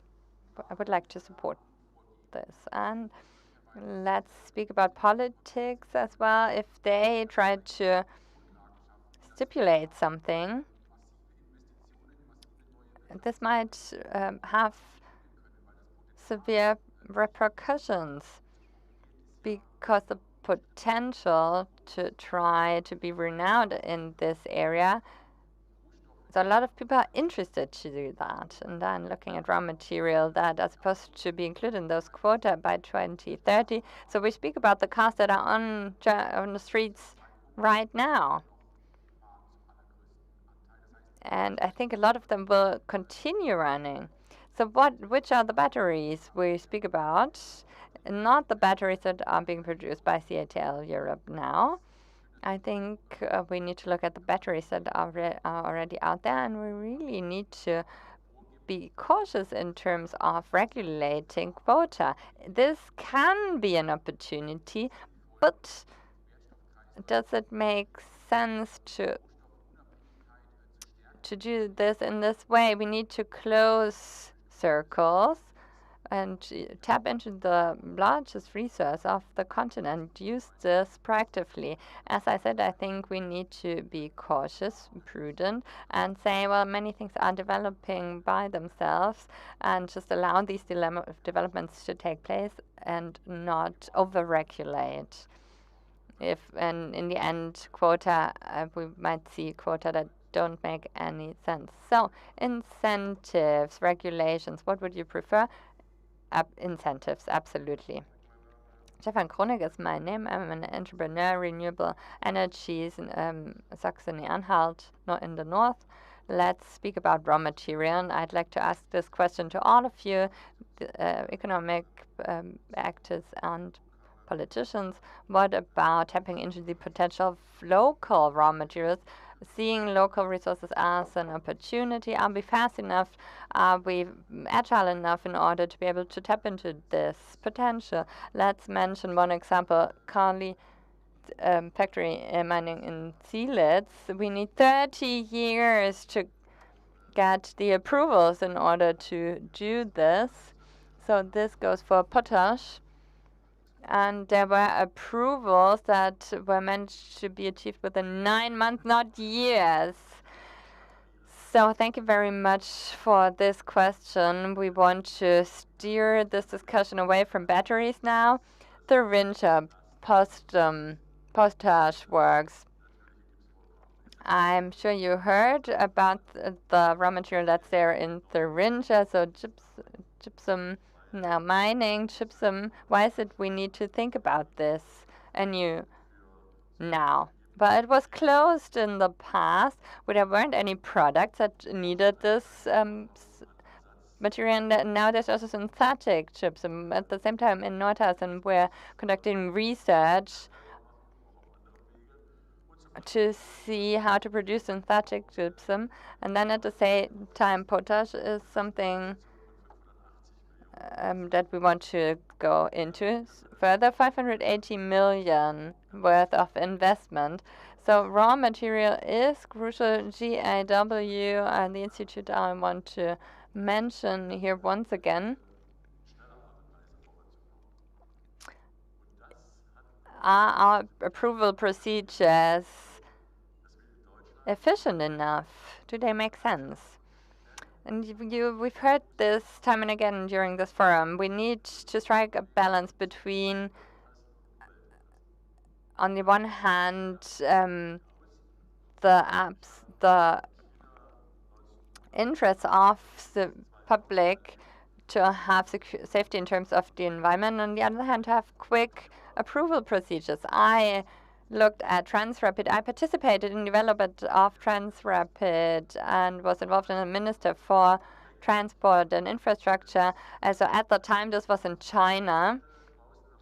And this is something that's unconceivable here in Germany. They would just stick a sheet of paper to the house and tell them, well, we're going to construct a Transrapid track here. You have to leave your house. That would never happen here in Germany. So there's the right of the individual citizen on the one hand, and then on the other hand, there's the economic interest. That's clear, but in my opinion, we still have a lot of room to maneuver here. We can strike many, can have many improvements. What is the crucial question? Do we have enough qualified staff to deal with those approval procedures? Or allow me to rephrase, are our procedures digitalized enough to speed this up, to accelerate the process of procedure of approvals? Or let me say, to put it in a nutshell, we need to further improve our procedures. Now let's go back to 2008, 2009, financial crisis. Looking at procedures, they have to be parallel, not itinerary approach, not consecutively, not have like a final court of appeal that will get to the final decision or verdict. Looking at construction law, so many things play a role here. And many levers we still have in order to accelerate. Not in my backyard. That's something we hear time and again. But I then say it can't be if there's one person who objects to actually having a factory within an industrial area. How can that be? And then I'd like to say, well, you have this has different perspectives. You sit in your garden, relaxed, and then now you hear about the wind turbines or the new factory buildings that are going to be built.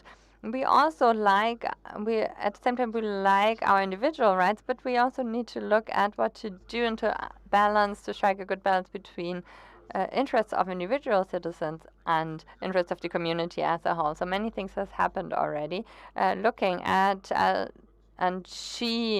terminals, there the federal government was able to act very quickly. This was an overarching objective that we were all striving at, federal states, the federal governments, citizens. So we're losing sight of our actual topic, I'd say. Gas fields are rediscovered, and it's no longer just nice to have. It has to do with the fact that we no longer have the Russian option, so we need to find new solutions. And I think that's what we're going to see more and more in East Germany as well.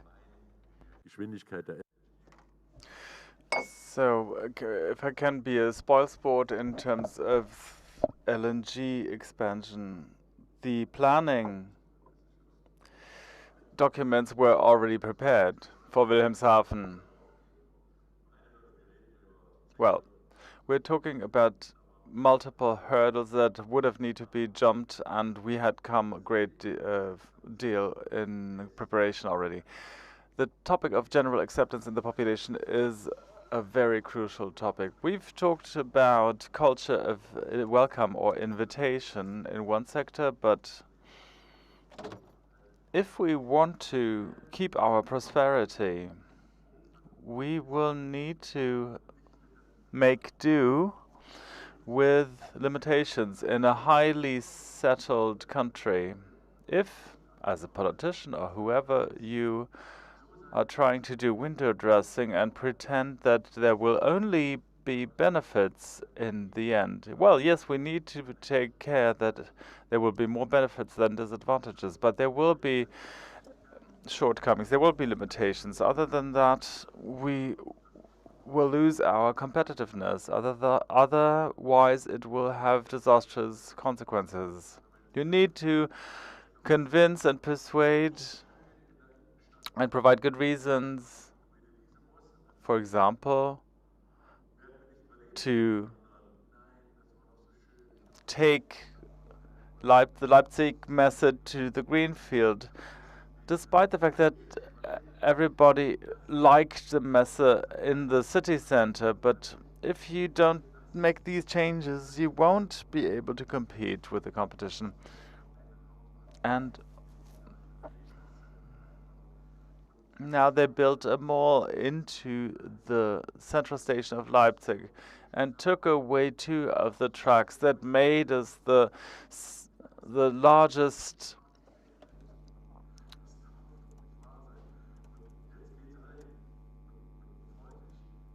terminus rail station in Europe and the 2nd largest in the world. And now, you know, these sentiments sure must be taken seriously, but it's the task of all of us to convince people. And it's the nature of modernization. Gas lamps will no longer exist at some point. They will be electrical. So what? And people want cobbled streets. Well, and when safety belts in cars were introduced in the 60s, it was a veritable rebellion, but now nobody questions it anymore. I want to say something more from the point of view of the circular economy, because we are not as bad as we sometimes think. Two-thirds of settlement waste is already recycled in a good way. If we look at Europe, at the moment in Malta, it's only 7%. So we're not doing such a bad job in Germany, and we can also find a good way to go forward in East Germany. We can be beacons. If you take the international comparison, we often view ourselves in a negative light, but we can provide positive examples of how we can be beacons within Europe. This will be a major challenge for the next 20, 30 years. And to go back to Mecklenburg, Western Pomerania, in 2040 we want to be carbon neutral in our federal state in Rostock already in 2035. Often we come in last, for example, when it comes to the average salary.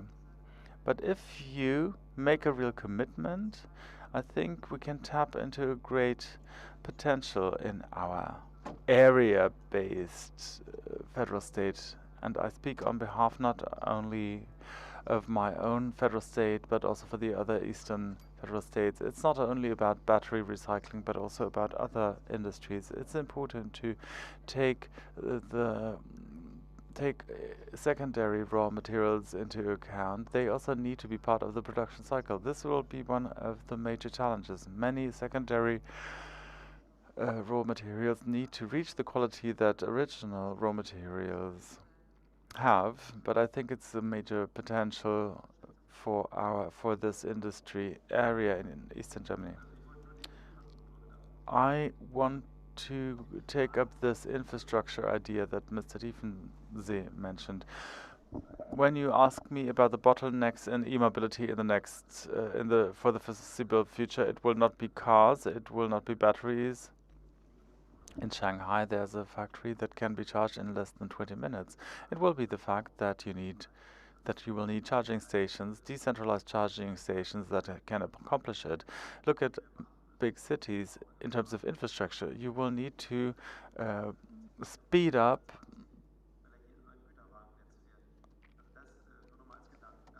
because you won't have high-speed trains being able to go about because there are no tracks. There are a lot of questions.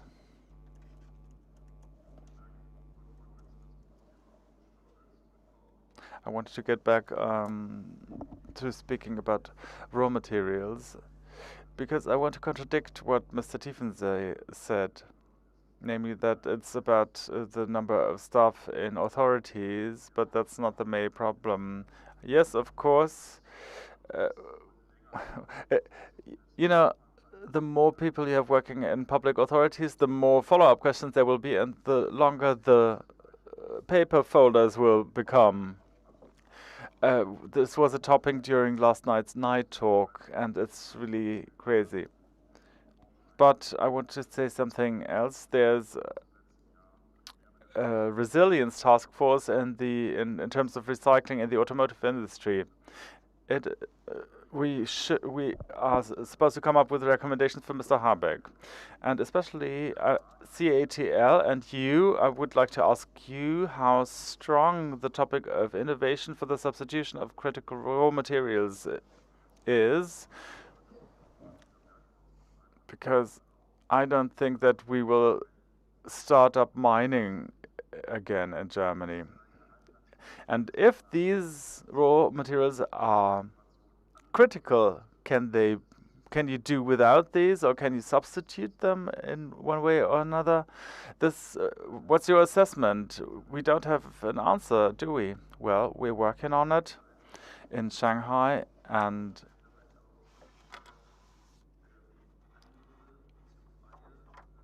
well, in other areas, some other lithium-free batteries are already in use. Natrium ion, for example.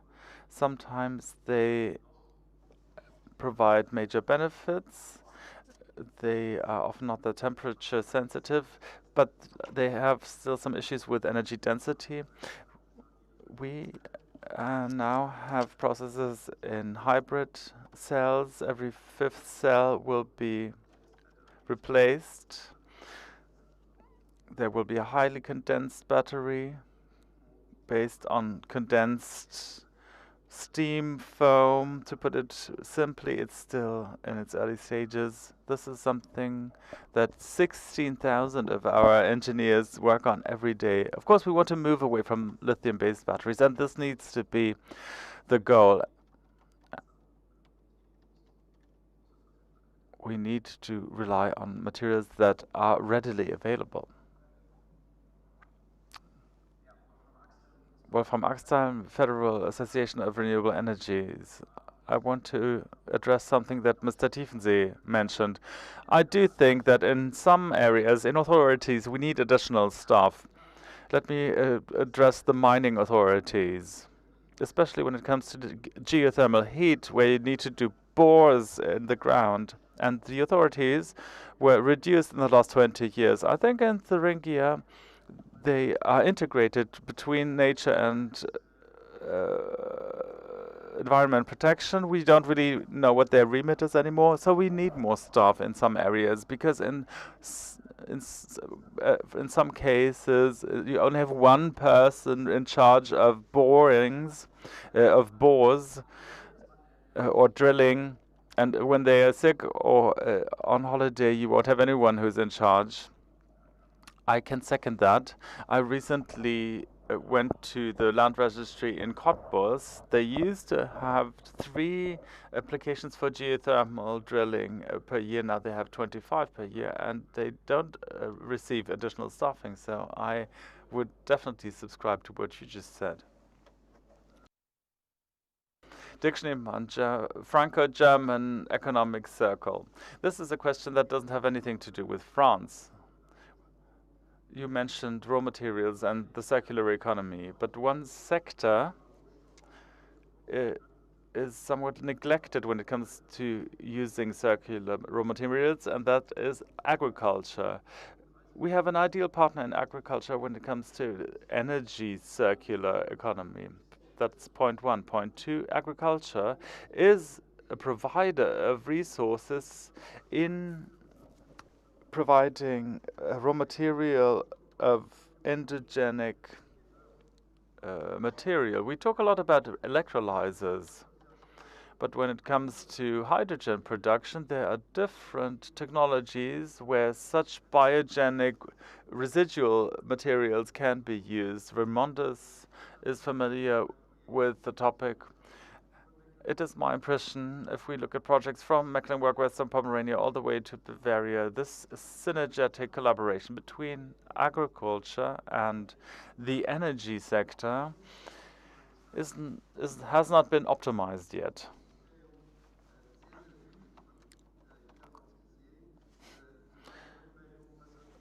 A ministry from the south asked us, what do farmers have to do with energy? So really, when we talk raw materials, agriculture and the issues that happen in agriculture because they have to shut down spaces, because they can no longer get rid of their manure, this is really something that you should take into account, and I would like to urge you to take it into account.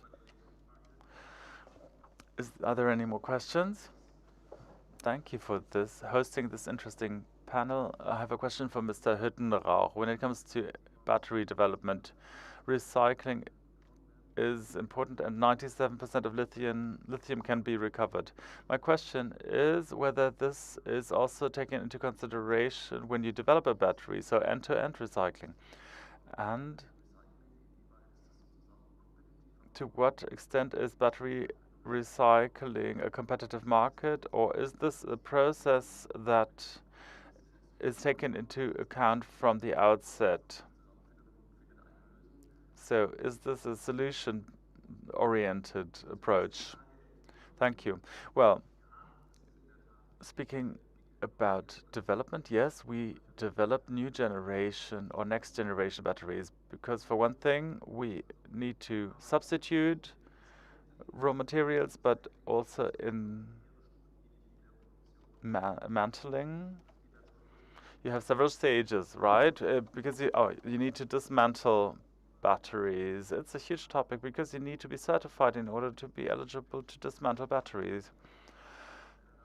So, e-cars that crash, not everybody can dismantle them.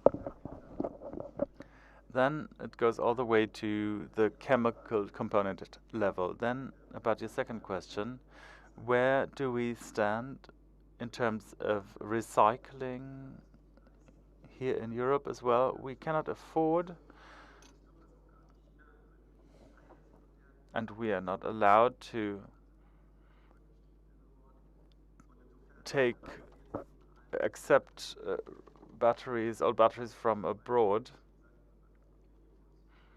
The batteries that we produce here will hopefully have a double-digit life cycle.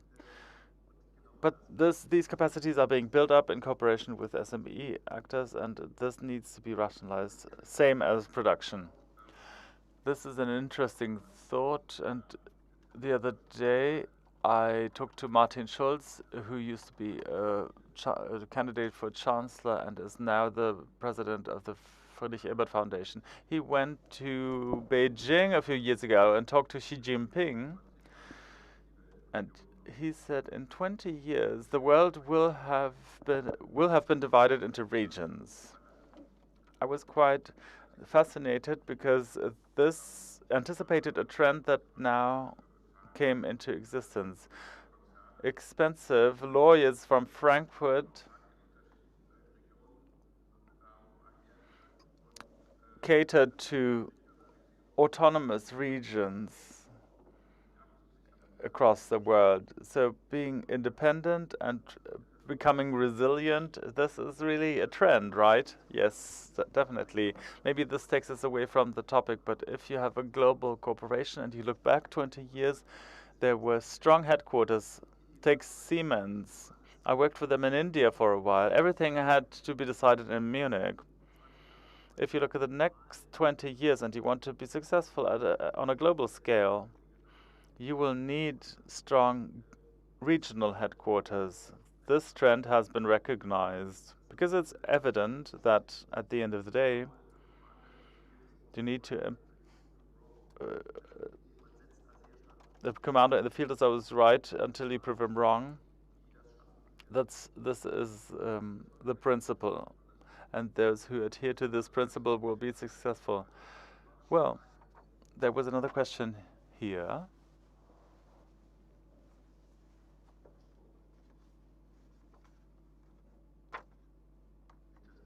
Niklas Barnsdorf, Entrepreneurial Promotion, Berlin.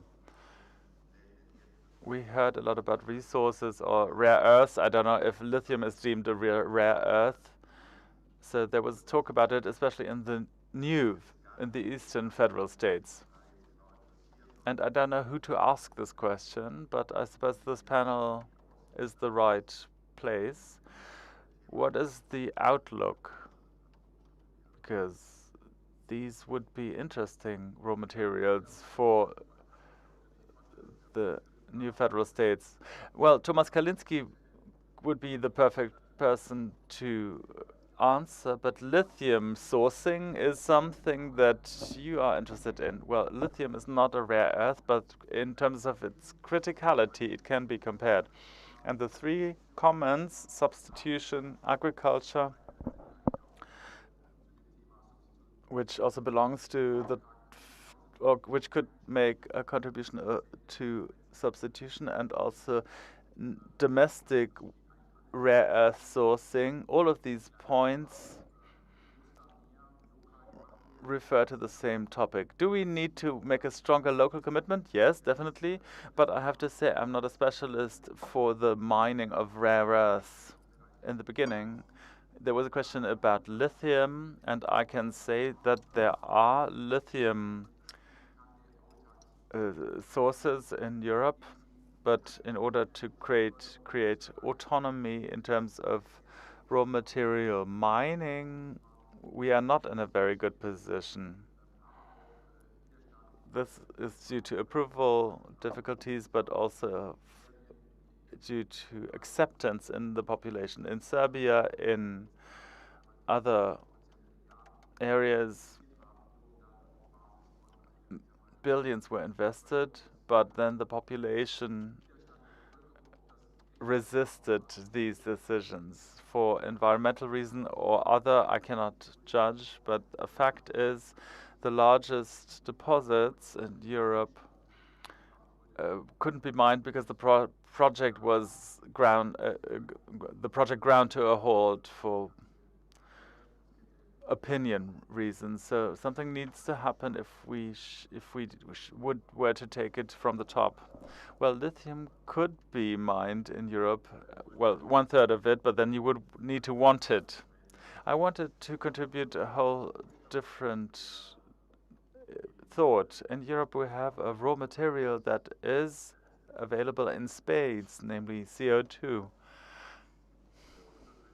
We have this beautiful story of the African lake that produces plants and algae and is in the threat of becoming extinct or dry up, being contaminated by algae, and everyone thought everybody thought about how these algae can be fought, but then somebody had the idea to build a factory for using these algae to create building material, and now algae are a welcome raw material in that lake. So I want to use this analogy. CO2 can be used as a raw material. There's a production or a works for CO2 capture and storage or use. We know that insulation material, textiles can be used by integrating CO2. Imagine that in 10 years' time, you can't get enough of CO2. Well, it's a very provocative statement, but there is some fundamental research going on in Rudolstadt. You can take a look at it. Michael Kellner, Secretary of State, or looked into it. I just want to contribute an idea. Maybe we don't always have to think outside the box. Maybe what, in terms of emissions, is changing the world can at some point also be a raw material. And as I said, it's available in spades in Europe. Thank you. This would be definitely a game changer for the debate that we are leading, and that's rather dramatic and dire in its tone. So maybe we can come to a close with that. I would like to thank everybody for this lively debate. It brought up quite a few interesting questions. Thank you for taking the time, and I hope this was time meaningfully spent, and thank you.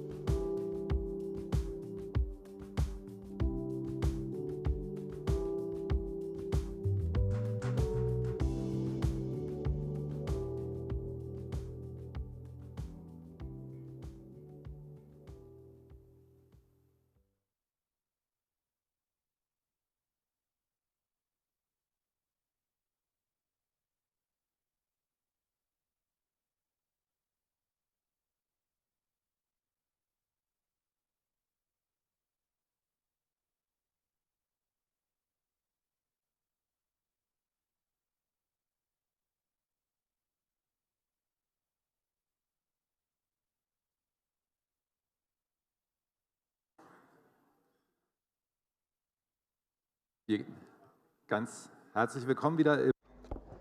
Welcome back here in the Berlin Hall. Parliamentary State Secretary Kluckert, a very warm welcome to you. Let's continue with the very last 2 points on the agenda of this year's East German Economic Forum. We've heard many things in terms of challenges, in terms of what we should do. There were many great ideas on what we needed to change, and every change and every idea needs someone to implement it, to do something. In order to do something, you need to be courageous, and that's what we're going to speak about now. Allow me to introduce our panelists, and our host. Please, a round of applause. I am delighted to share my story with you. Larissa Zeichert, shareholder and CEO, LRT Group. I would like to speak about being courageous to take decisions and speak about my errors, my mistakes. Where do I come from? You wouldn't think it looking at what I wear right now. I'm from the construction side. LIT, that is what we do, and I learned many things from this. Before I continue telling my story, I'd like to ask to speak about this, and I chose the informal first name term. And this is my question to you, because it's a personal question. If you don't have something to write down, tell your neighbor. What motivates you? You are my example. I'm going to look around, so please answer this question. What motivates you?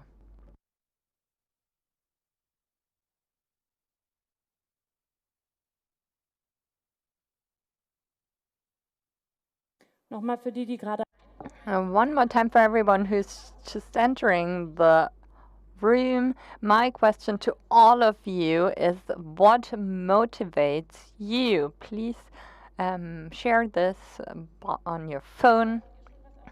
Aletta, did you already tell your neighbor what motivates you? What is it that motivates you? Tell us.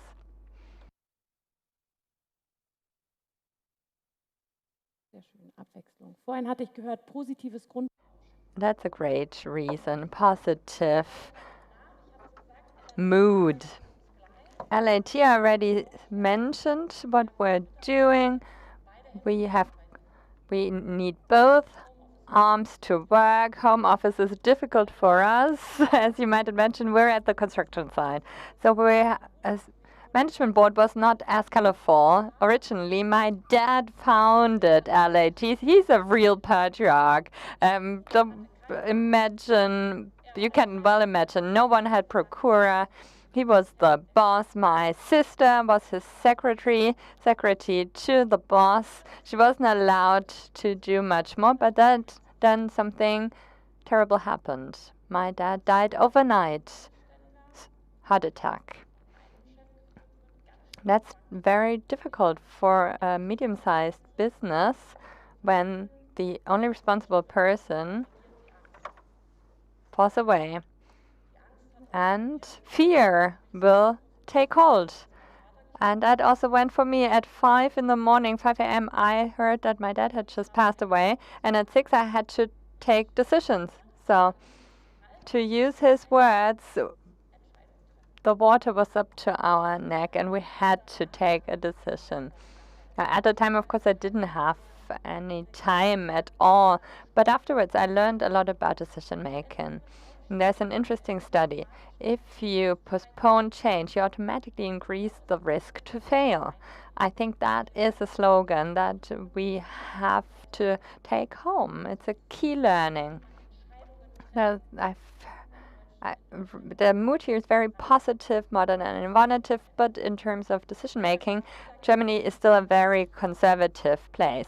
You just had lunch, so I'd like to ask you to join me to do some sports. Sink back in your chair. I noticed yesterday that they are rather flexible, so I'm watching you, so I would like to invite you to do this. This is a key point in my presentation. So, Hermine, you too, just cross your arms and then lean back. For change to work, we need participation, so I need you to join in. We're in Germany, so let's just cross our arms. This is a change. This is a new approach. It's a new perspective. What does it feel like? It's a change, so it's uncomfortable automatically. Don't believe your counselors. A change in the beginning is always difficult. It's never fun. And that's why we in Germany, we only change, we only do something if it's too late, if it's very painful. That's how we like to react to things. We like to react when it's basically too late. But that stirs many problems. LAT, I learned, so from my former profession at a world leader, I learned if there's a problem, the thing we do is have a workshop. Now, I'm not sure you can see it well here, but this is the boss of construction. Maybe you can see it here. He didn't like this idea at all. Calculation bubble, she's a quizzical look on her face. I'm sure you also have employees. That's if you recognize that mood, you should act on it. We did this again, included some people from the outside, and you can imagine what happened. The mood wasn't wonderful at all. We learned a lot, and to be honest, I learned something already before the workshop. What we need is digital tablets, digital approaches to this. You can do so much. I thought, great thing, me as a CEO, I can even write my invoices quicker. So I was delighted. But then 4 months later, it was the first time I ventured into one of those construction sites. I asked Iris, head of construction, how's it going? What about the tablet? She said, well, it's still on my desk. I don't use it. Then I told Iris, then we're going to solve that. Let's have trainings. There's been an incredible amount of positive coverage on the media. And there too, I learned a lot. Every fourth decision is not taking in the best interest of the organization. It's a so-called save your ass organization. I would have kept face. I would have smiled at the media and just keep telling the media and everyone outside that everything works well. But the people who work at the construction site, they didn't feel supported by that, so those construction managers. So we decided to sell those tablets. Why am I sharing this story? I think it's crucial to understand that when you look at mistakes, if you make mistakes, to have a positive approach to mistakes, attitude towards failure. If something goes wrong, speak about it and then change it. And this second part now is a lot more difficult because it's not only about openly communicating about mistakes, but also approaching your employees and inviting them to share criticism. Ask them if they feel that they can share criticism. We had a lab on board. We invited counseling, 5,000 euros spent for 1 day. And they told me no, they don't feel like they can share criticism. So I heard this a lot in the past, open door in the office, but it's really bullshit. Apologies. No one feels good in the office of the boss. So my recommendation would be approach them, go to their workplace, talk to them there. So that was one of my other key learnings. Now, let's go back to our main topic, change. Change is beautiful, as I just said. So tracks were a new world for me. Who of you know the specific type of terminology? I didn't at the time. I didn't know if security manager, what his specific term was. So I learned if the security manager comes, that's an important day. It's more important than having the chancellor at the construction site. I learned so much again. An impressive scenario. ICE, train, German, train coming, so he sees him coming, takes out his trumpet, blows in. That's his job. So after I saw him, I was severely convinced, well, he's no god at all. So usually it's good to know if an ICE train approaches you at high velocity, but that's something we already know, right? What I learned here is that this is still the best approach to dealing with it and has been for 40 years. Now let's take another look at decision making. We tend to decide to go for things that we already know. So I approached others at Siemens. I had no funds, no budget at LAT, but I had partnerships, so I asked them. I told them, what is it that we can do to warn that there's a high velocity train approaching that's not this kind of horn? The ICE train is fast, so I want to know it's approaching me. I wanted a digital solution, so I tortured my employees. This is one of my managers, and I told him, let's have a workshop with Siemens. This is Sven Sieber, and he put these electrodes to him. He doesn't, the one on the left, he can't even, he really felt uncomfortable, didn't know what was going on. Then a few years later, I understood what it can feel like if your employees feel comfortable. That I learned from a startup. So I learned how to conduct a workshop, but I also wanted my employees to feel comfortable. So they dealt with sensory aspects for tracks, signals, and I told them, just try it out. I don't care how much is being damaged. And can you look at their faces? They were so delighted. They loved it. They wanted to destroy a sensor. They didn't even want to go home at the end of the day. They wanted to do this all night long. Then I invited others on board, and here too suddenly my people started opening up, started exchanging with others.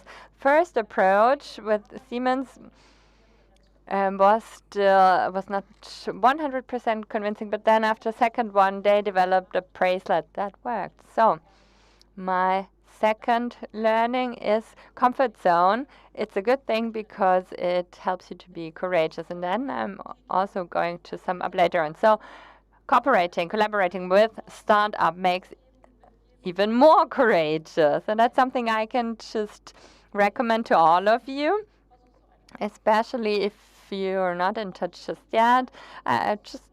You can do it if they have an average risk assessment. It's worth your while.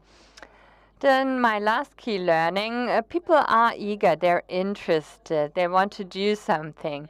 That's crucial. And then there's also the feeling of proud, taking a decision together. So we asked my employees, we asked our colleagues, when was the last time that you were very proud of something your colleague did or said? And you spoke about it. And I think especially in East Germany, it's something we should do a lot more, praising each other. And that's already the end of my 10 minutes. This is me summing up my key points. I would also like to include them in the panel that we're going to see a bit. So what's important for courageous decision? Equal footing, speak to each other, exchange on eye level, learn from mistakes, allow others to learn from mistakes, and be courageous towards each other. Last thing, motivation. You now know what's the motivation of your neighbor. Now find out what you're motivated as a team, you and your employees. Now I would like to wish you all the best for the panel. I do hope I brought some food for thought for you. I'm a huge fan of coffee. So this is my success story. This is my story. We were here already last year, awarded and received the award, the Vorsprung Award. Allow me just to say I fell several times and I got up several times, and I'm happy to share my story. Frau Teichert, Ms. Teichert, thank you so much, Ms. Teichert. Just start to do something. That's what you said, and I think that's also a great introduction to our next panel. Chancellor said it, also many times on German media. He spoke about the new velocity, the new German velocity, new velocity in Germany that we now want to see when we implement changes. We heard this a lot also during this forum. So what needs to be changed is also clear, but sometimes it's not easy to actually do it.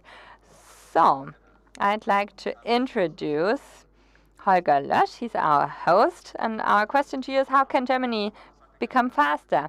Warm welcome to all of you on my behalf. During the last 2.5 days, we heard a lot, we learned a lot, telling each other to motivating them to be more courageous. I also worked in a SME, in family-owned business, and I'm sure that's something that all of you who are entrepreneurs will know this well. I've been in a family company for 7 years. Trial and error is crucial. She said in the beginning of her talk, we want to look at what moves Germany and what is it that Germany can get going, can get moving. Now let's look at East Germany again and then also translate this to the rest of Germany. How can we get things going, moving, and how can we do this faster? This is not a trivial thing. This is a massive challenge that looms ahead. It's very clear. Everything is too slow. We have proof, evidence is there, but at the same time, the challenges of transformation are enormous. The things that lie ahead for us, the issues of tomorrow are enormous. We want to establish a climate neutral society within 20 years. At the same time, we want to stay a competitive country in economical terms, and we have to undergo the digital transformation, everything at the same time. So we were delighted to have so many exciting panels with extremely interesting panelists. So we want to conclude those 2.5 days with the very last panel, and we want to focus on velocity. How can we increase velocity, become faster, become more efficient? And I, in my opinion, think we have managed to put together an incredible panel discussion, interesting speakers as panelists, and I'd like to invite them to come join me on stage. Daniela Klückert is on board. She's Parliamentary State Secretary at the Federal Ministry for Digital Affairs and Transport. Please have a seat right there.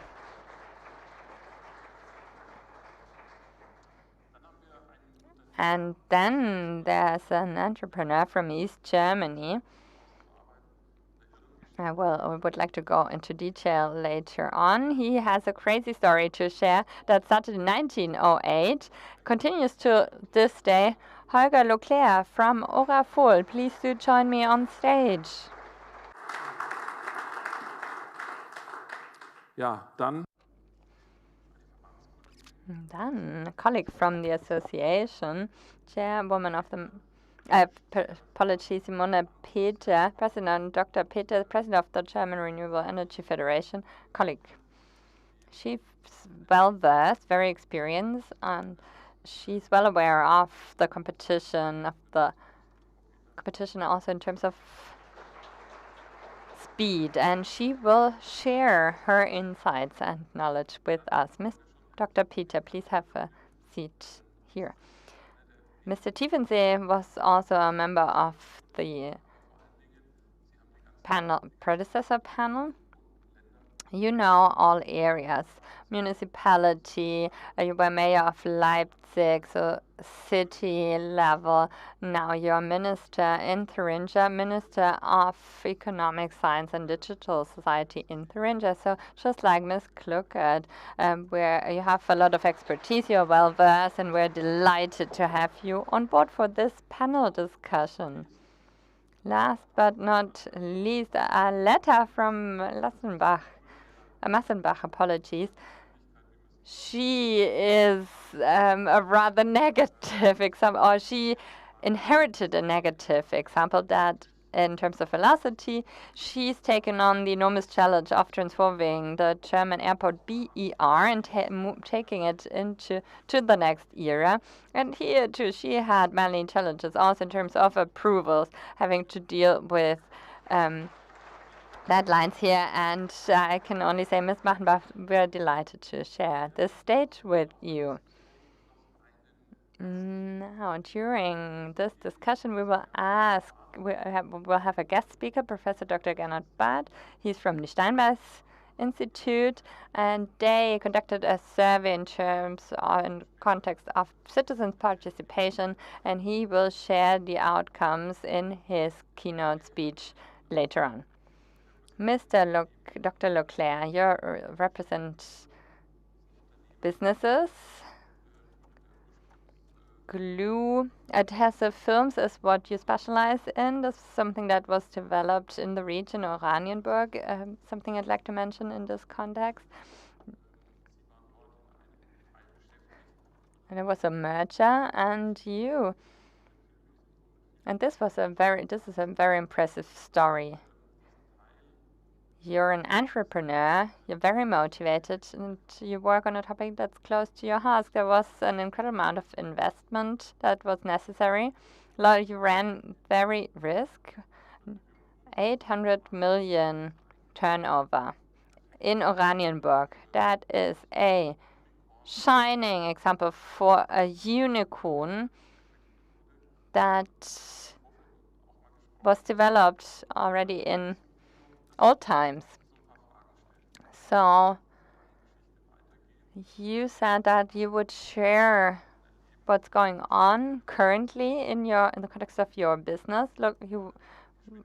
Please do take a look at framework conditions, at acceptance of industries amongst the public. So what is it, in your opinion, that has made up your spirit? What is actually the highest hurdle for you in terms of entrepreneurship? So allow me to say, we in Oranienburg, we are optimistic. And my colleague just said it, we just got started. We invested 670 million, 1.3 billion worldwide, so 670 million euros in Oranienburg. That's just an incredible effort by the entire team. But this approach to just getting up and start doing, that was in the 90s. That was possible at the time, but today we're incredibly far away from that. So approximately 2 years ago, I wanted to file for a building permit at a Federal Emission Protection Agency, according to the Federal Emission Protection Act. So till this day, I have not received this approval. 10 months after I filed my application, I submitted my formula. I received an approval for a preliminary result, but I was not allowed to start inside my building. So interior construction was not allowed. So I had to look for storage facilities. And just allow me to say, if we speak about velocity here, this is just something that's hard for me to bear. I spoke to the Ministry for Environment in Brandenburg, Neuruppin. I approached the Development Agency, Promotion Agency in Brandenburg. All of them listened to me closely, wished me all the best success, but also told me that they cannot help me because the decision makers don't like to see that others interfere with what's their responsibility. And now, just imagine, this is really just laughing in my face. Minister Tiefensee, I would like to pass this directly on to you. Good that you didn't invite business from the Ringe. That was excellent planning, I have to have to admit. I am sure you will hear similar stories. So, Minister, please do share your perspective.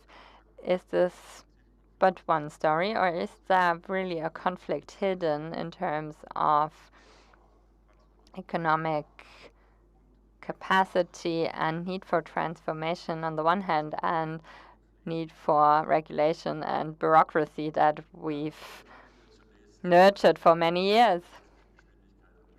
So there's a difference, I have to say, as an engineer, there's a difference between speed and acceleration. If we speak about speed, then I can say, yes, we continue like this in a moderate way. But what we actually need to do is to accelerate. So what you just alluded to, the story you told, is something that affects many and that has many phases. I'm not sure into how much detail you would like me to dive into, but let me start by speaking about preconditions and requirements. So let's imagine we want to be CO2 neutral by 2045. So there's no talk about streets, armed forces, about buildings, digitalization, bandwidth. Let's say we would just want to speak about becoming CO2 neutral. So what does this mean? This means that per week we need to build 4 to 5 new wind turbines. We need to renovate 6,000 houses and make them eco-friendly. 1,600 installing 1,600 heat pumps, covering football fields with PV, with solar panels. That's what we would have to do in order to achieve our overall objective. We need to make sure that we are also successful with regard to interim steps. Otherwise, we will lose people and leave them behind. Allow me to remind you of 2019. Chancellor Merkel promised a certain 30 Mbit for every household. We didn't manage that. People will look at us and be skeptical. So how do we do this? Of course, we need to ramp up, but we cannot do everything at the same time. Now, that's one thing, but now also resulting from all of this is that we're going to see an incredible increase, dramatic increase in approvals that we will need, in people filing for these. We also heard about this before the break. Someone mentioned it. It has to do with how authorities view their job. As you know, I'm a minister. I told them to please approach me as Mr. Tivensee, otherwise I always have to check your rank. So, minister, that's my second thing. What's the etymology behind this word? What does this word come from? It has to do with administering. What does it mean? I cannot have people approaching me with please. We have tax monies and we have to support those who are there in front of our desks. We're here for them. That is our job. We have to support them. I'm already glad you hear that you received an interim preliminary answer. If my employee don't send out interim support, it would be good. I try to make sure and see why that is happening. So this has to do with the way you approach your job. Now, my third point is this. We do not have enough qualified, skilled workers in authorities. So Thuringia, that's different. In Mecklenburg-Western Pomerania, they have 6 or 7 municipal areas. We have 17 districts, rather.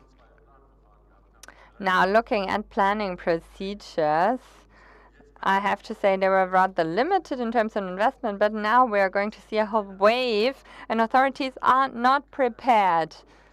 There are no roundtables, there are no planning workshops where everyone comes together, puts their heads together, and where solutions are found. So let us approach those who are responsible for the procedures. That's one thing. And then we have this whole topic of procedures themselves. So there's an emergency regulation by the EU, overpowering the so the emergency decrees, the Repower EU program. Allow me to select one example for you. Just spoke to phone providers. If after 3 months they didn't receive an information, then they can just get started. So if there's no official letter by the authority, they can just get started. It's a bit like what you mentioned. It's one thing. Eastern program, summer program, accelerating procedures, being able to not go into detail in some aspects, to increase limits in terms of tender. That we did that during the pandemic already.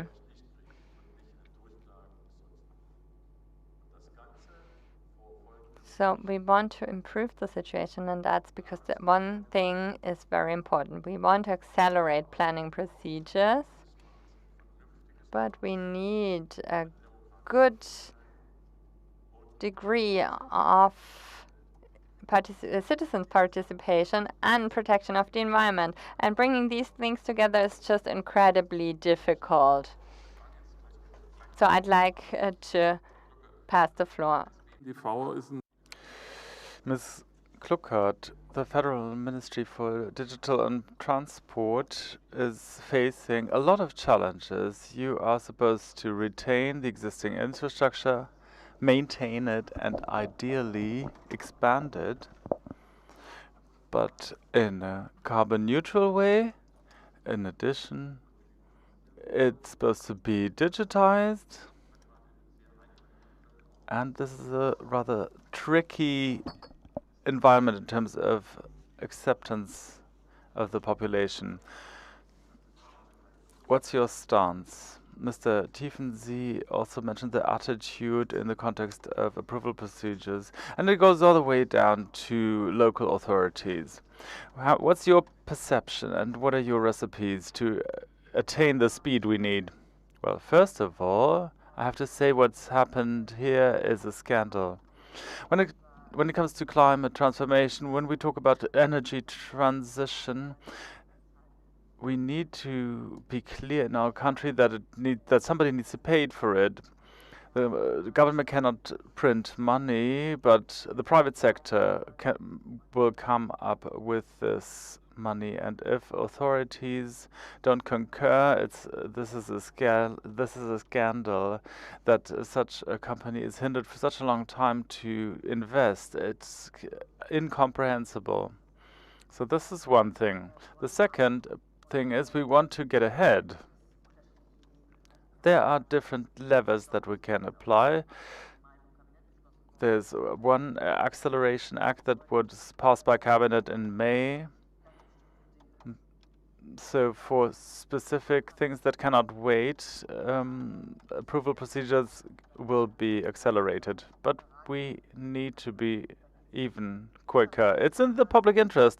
So the standards are not eroded, but it will be sped up. So this is one thing.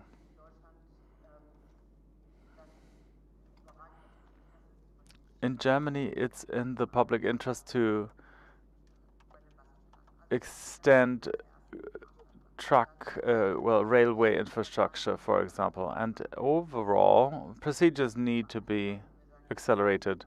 In some areas, we can fast-track procedures because we need them urgently, because in the past we haven't done enough and infrastructure is breaking down. In Ramade, we can see what happens if an important bridge is closed down, what this means for business actors on the ground, for the population, once trucks and lorries are redirected through small towns.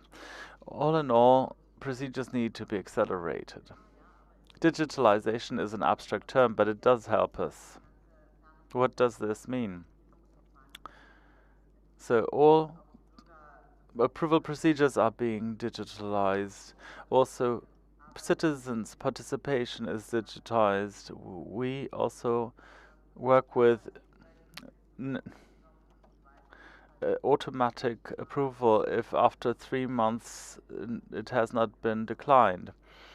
I am also convinced of the potential of artificial intelligence. If we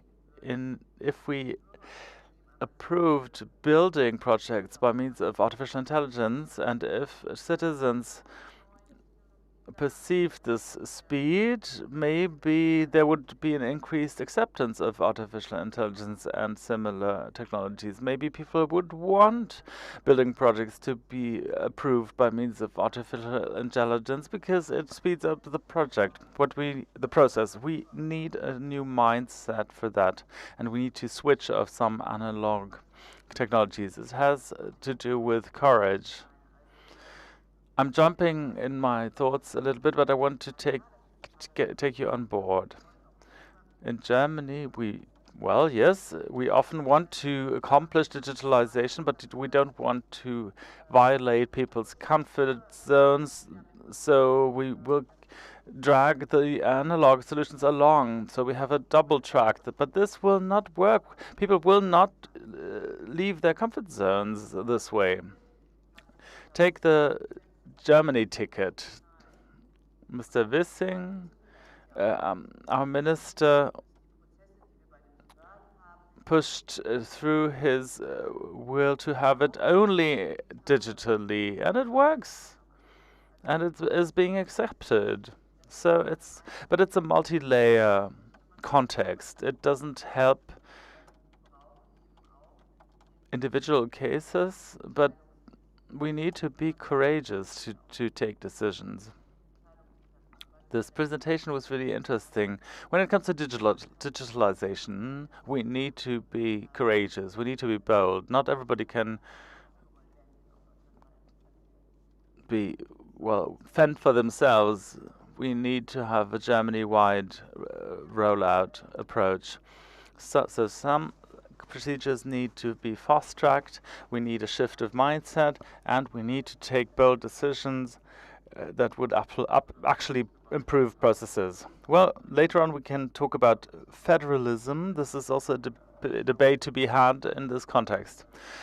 Ms. Peter, being bold, being courageous to take decisions, this is very relevant in your field of expertise, namely renewable energies as a cornerstone of our transformation. But now we are seeing that this is not only a topic that is relevant in the context of acceptance. NIMBYism is a buzzword in this context, but also the questions of tender processes, of approval processes. Where are the most important points to address in your point of view? How can we accomplish this expansion? We've been discussing about whether it should be 4 to 5 wind turbines per week or per day. We seem to have agreed that it should be 4 to 5 per day.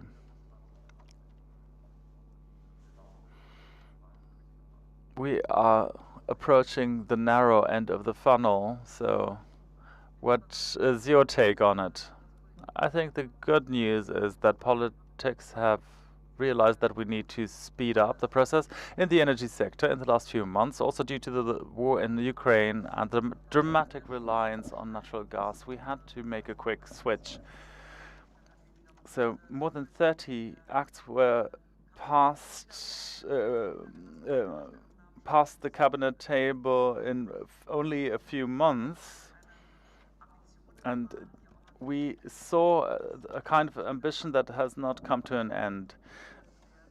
A few acceleration laws will be passed before summer, but there are also nature conservation acts, onshore wind acts being put into practice, and so on. And looking at Brandenburg, there are some examples that show that it can be quicker. Brandenburg got Tesla settled in this German speed. with German speed. So why can't it be possible in other cases? We saw as an association how fast LNG terminals arrive, or how fast approval procedures can arrive. Well, there might be some protests, but the approval procedures were sped up. And of course, this should also be done for renewables. Repower EU is an important program. The acceleration measures adopted by the EU complement what was initiated by the federal government. But at the moment, we are still handling the approvals in wind turbines that were issued a few years ago. Well, but we had the situation in a similar way in 2015, 2016, when a lot of wind turbines were built. So it is possible to create this capacity if the approvals have been filed, if the surfaces are there, and then there needs to be some coordination with nature conservation, nature protection. The relevant associations have reached out to some degree. I think more is possible. What's central, what's crucial, is implementation in federal states and municipalities. I followed the discussion in the previous panel closely. A bottleneck in municipalities and authorities is important. If 2 or 3 people only process these approval applications, this is not enough. Maybe some staff can be retrained.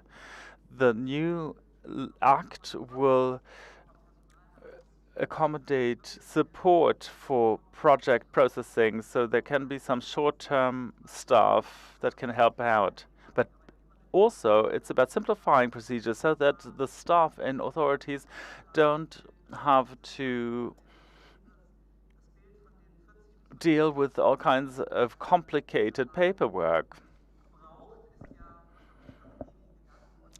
We've seen this in the media, after all. So we are happy that this topic will also be affected by digitalization. So at the end of the day, we might reach some kind of a European level, which is really common in other countries. I went to Norway a few months ago.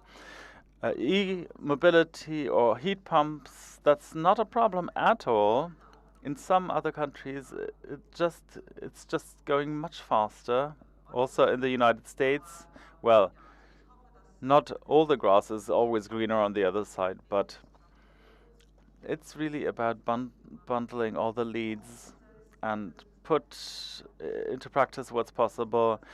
We need new guidelines for implementation for federal states. This was a success story in the context of Repower EU, because the guidelines were issued for federal states and municipalities in terms of implementation. And, you know, I'm optimistic that citizens will get on board if we make them participate by relevance platforms. The war has shown us that people want to get involved. There's a great demand for wind turbine project participation, but also in the context of heat pumps.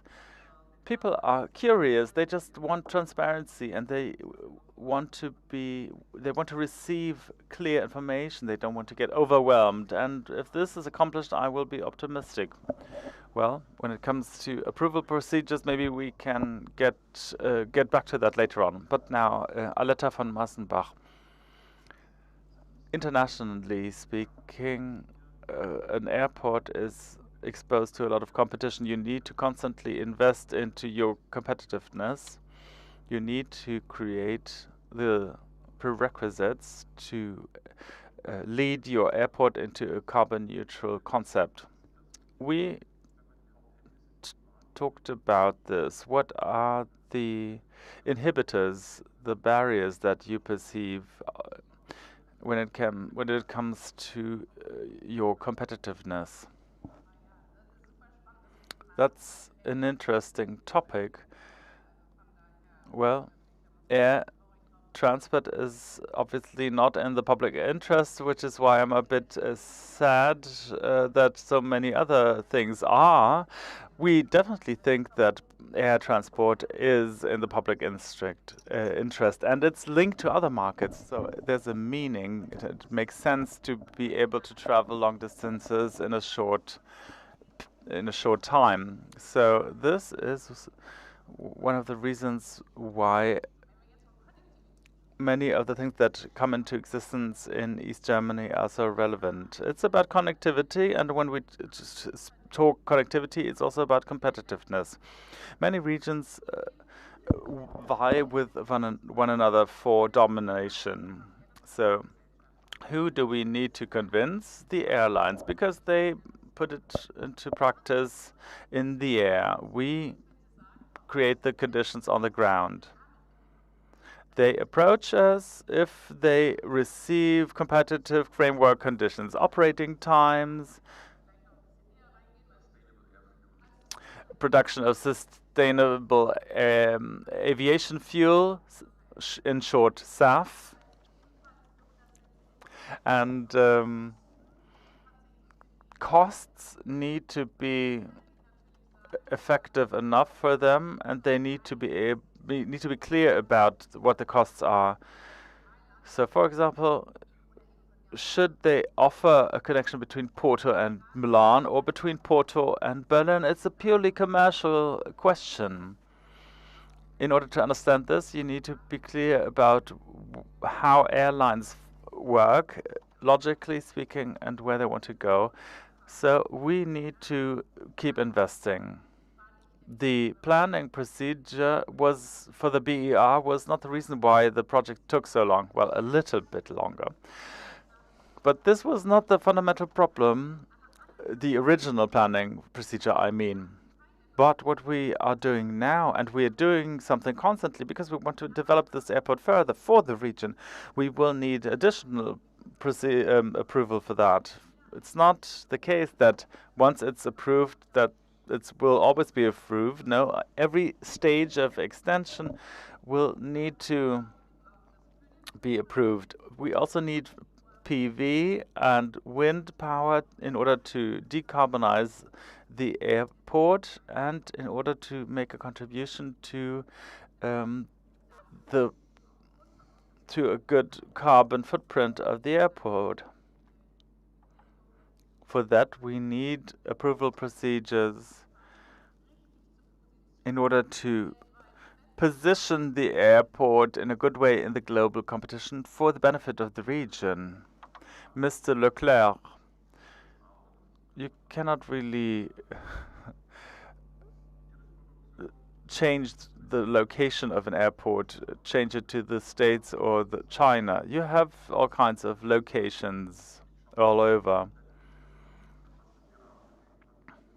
I can look at it in a very sober way. You can look at where the competition conditions are best, and then you can move there. You invest in the United States, but you will also have production in Oranienburg. How would you decide? How would you differentiate? How do you see your different locations, and what would keep you where you are at now? Well, investments in competitiveness is a matter of time. And we have the same problem as you. It's always about competitiveness, which we need to generate. In Oranienburg, we have 160 million, which is a sort of a decelerated procedure. So 160 million euros is an investment in decarbonization.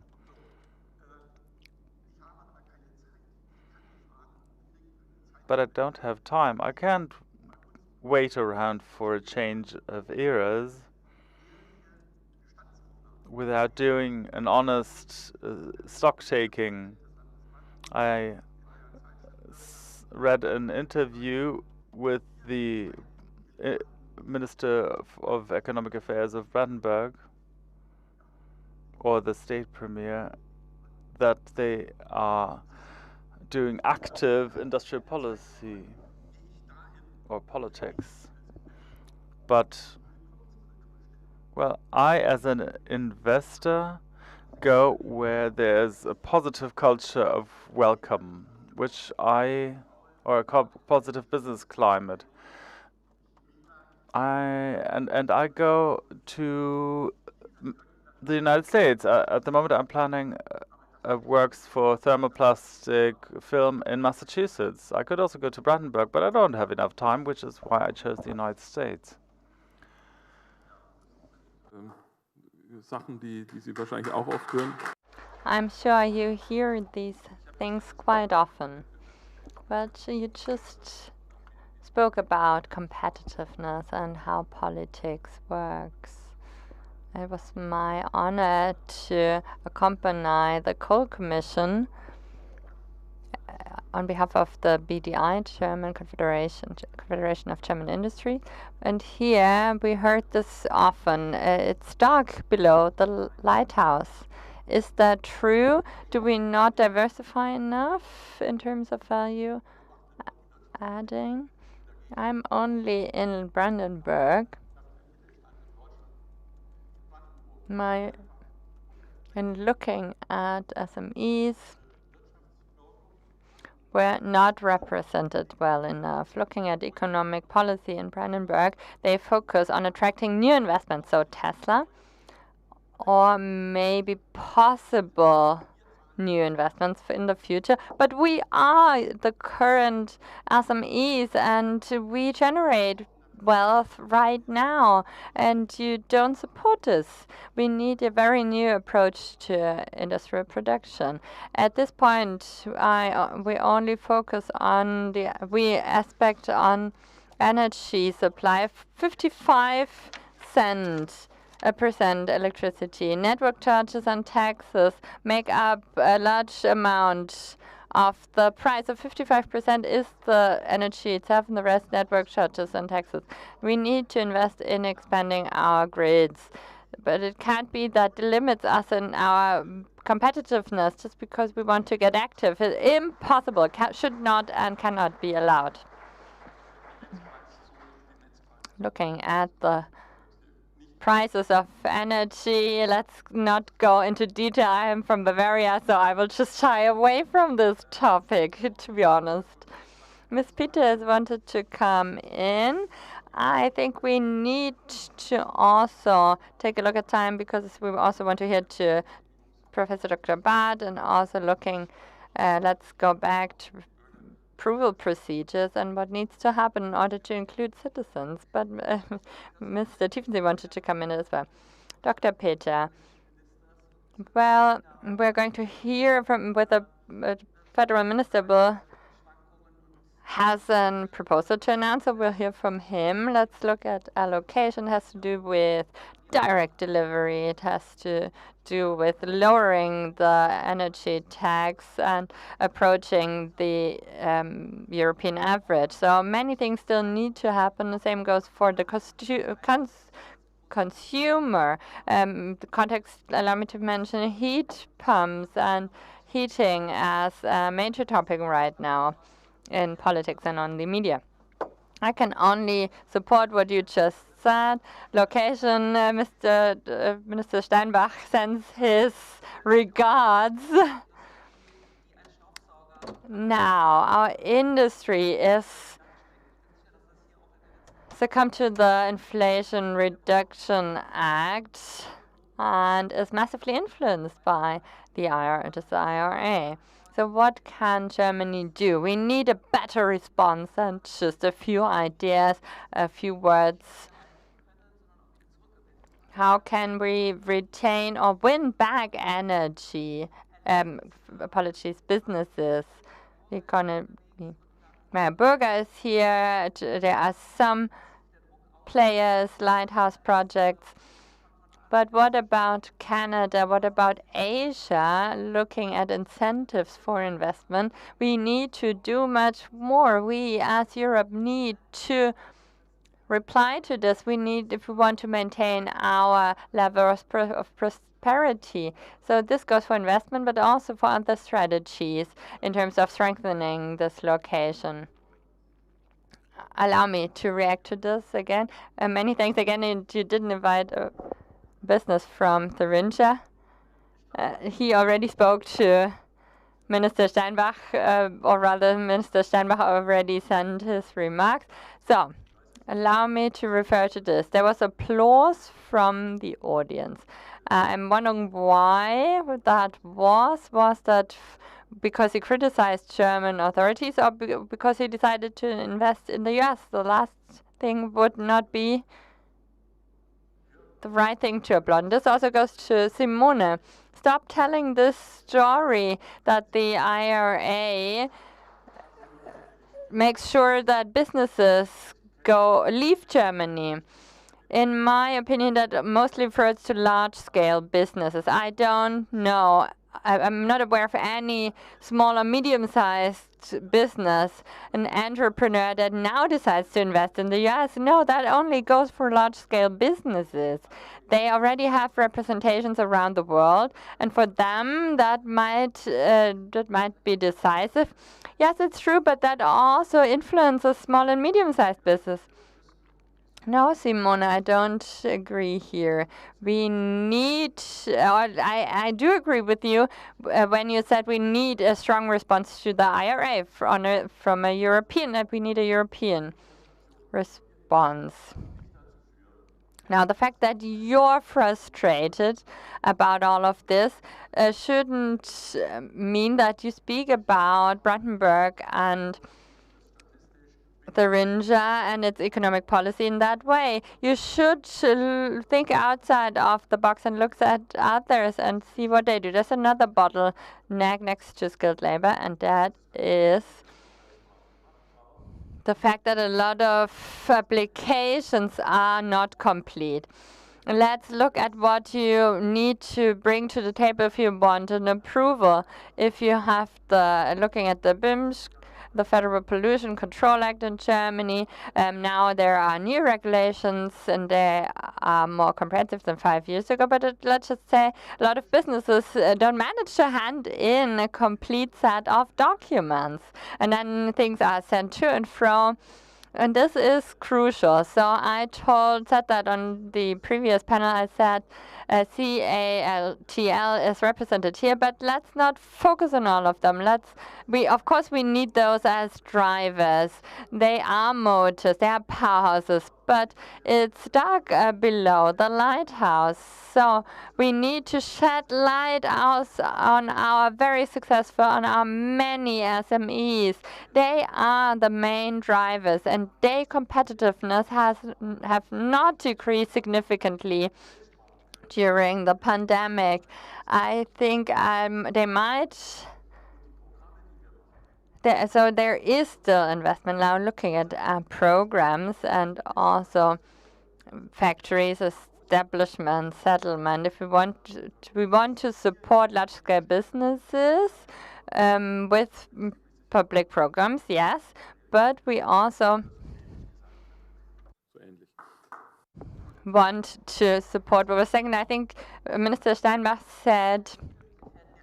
supported this via mail.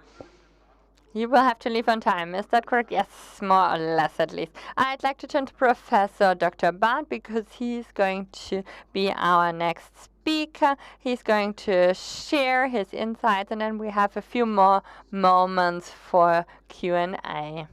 I will try to keep it short. I can see the timer down there. So I'm responsible for grids, especially when it comes to expansion of BitNets and NBAM. And we focus on mediation. That's what we do. So looking at how we could best include participants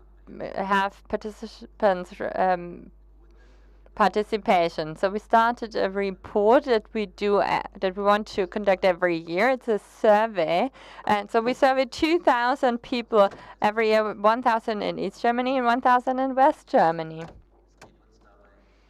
And what is it about? Well, it is about finding out how acceptance can be created in terms of communication.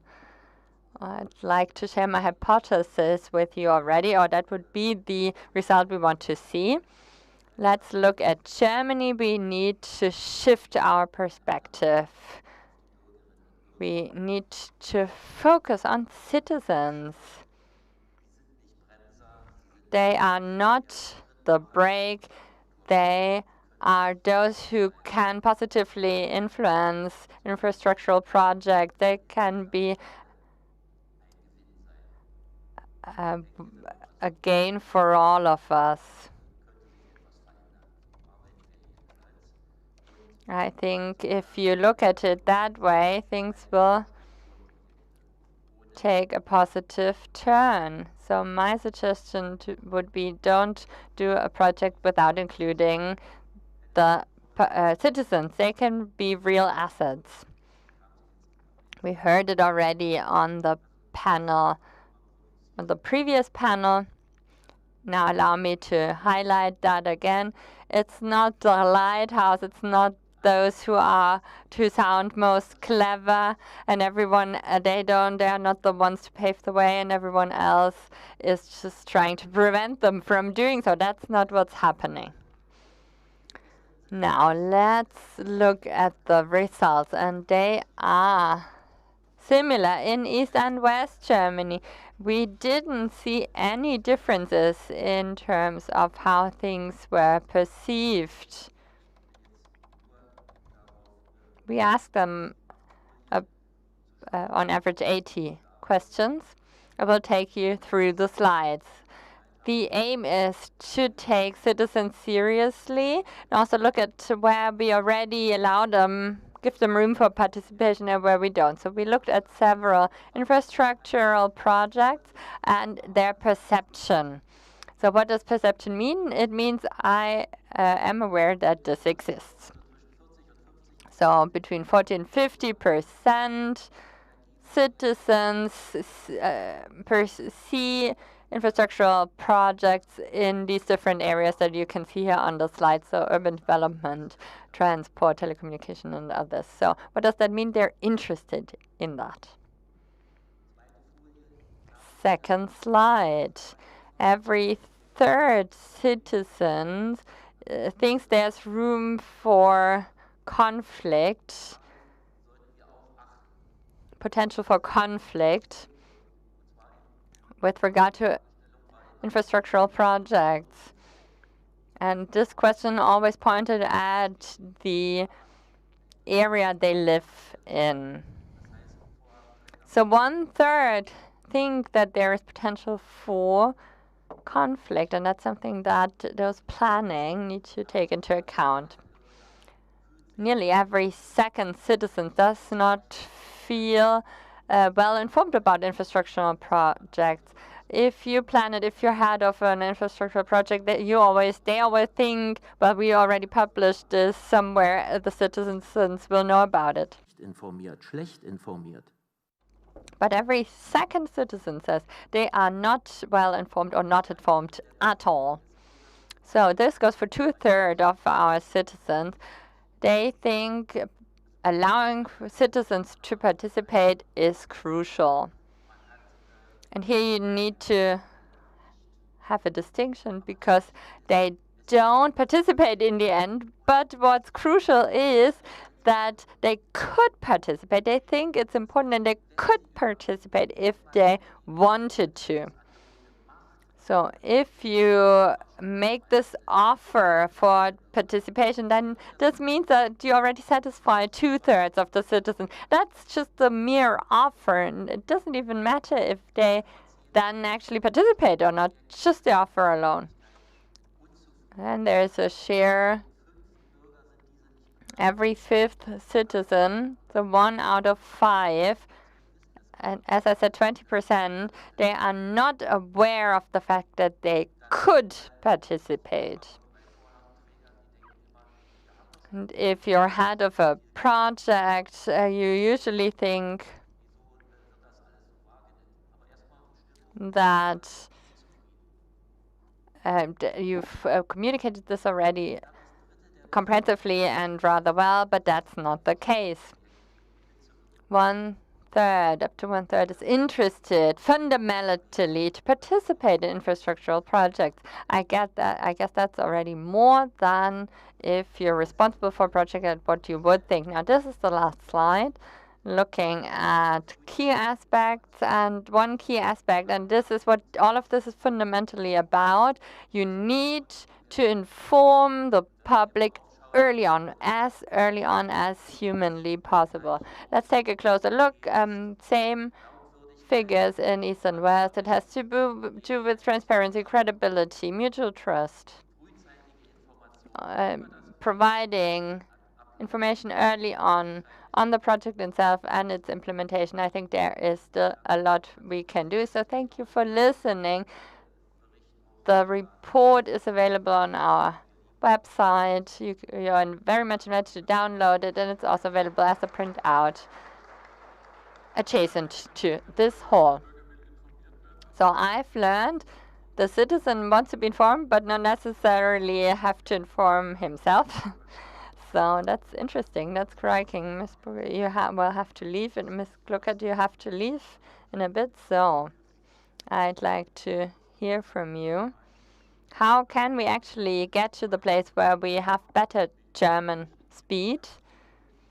And my question, are there too many people involved in the approval procedures in authorities, or are procedures just too complex and too risky because their legal terms are not clear, and there's also a risk of legal disputes? Well, many thanks for this excellent question. This really is a good question. What do we have to do? I already said that we're going to fast-track things. We're going to tackle aspects. For example, if we had to renovate a bridge, and maintenance and renovation can take place at the same time. So this is really looking into details. So fast lane is one aspect. But what can we do to actually improve things? Digitalization is one answer.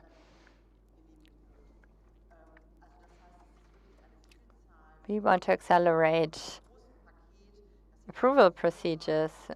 So we have a whole package that will bring us to a place where we can improve infrastructure, because the current infrastructure is not, so we're not worth this. So we've taken measures to accelerate, to improve, and then looking at the authorities, regional and federal, we have to be aware of the fact that we have a demographic factor, that we're lacking skilled workers. There is a shortage, so we cannot take away skilled labor from the businesses. We don't want to either, and the state cannot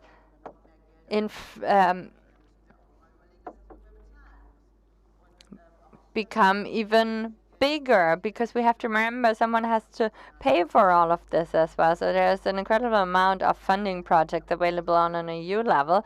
So we would need to think about how to find other solutions. But the state will also have to make do with what the state has. So reducing, prioritizing, looking at tasks that might have been important in the past, that are still important today, but maybe not just as important anymore. So let's steer, let's move around, let's be agile, and see digitalization as something that's the only system. Digitalization needs to be what we do, and then it's about changing the culture, looking at approval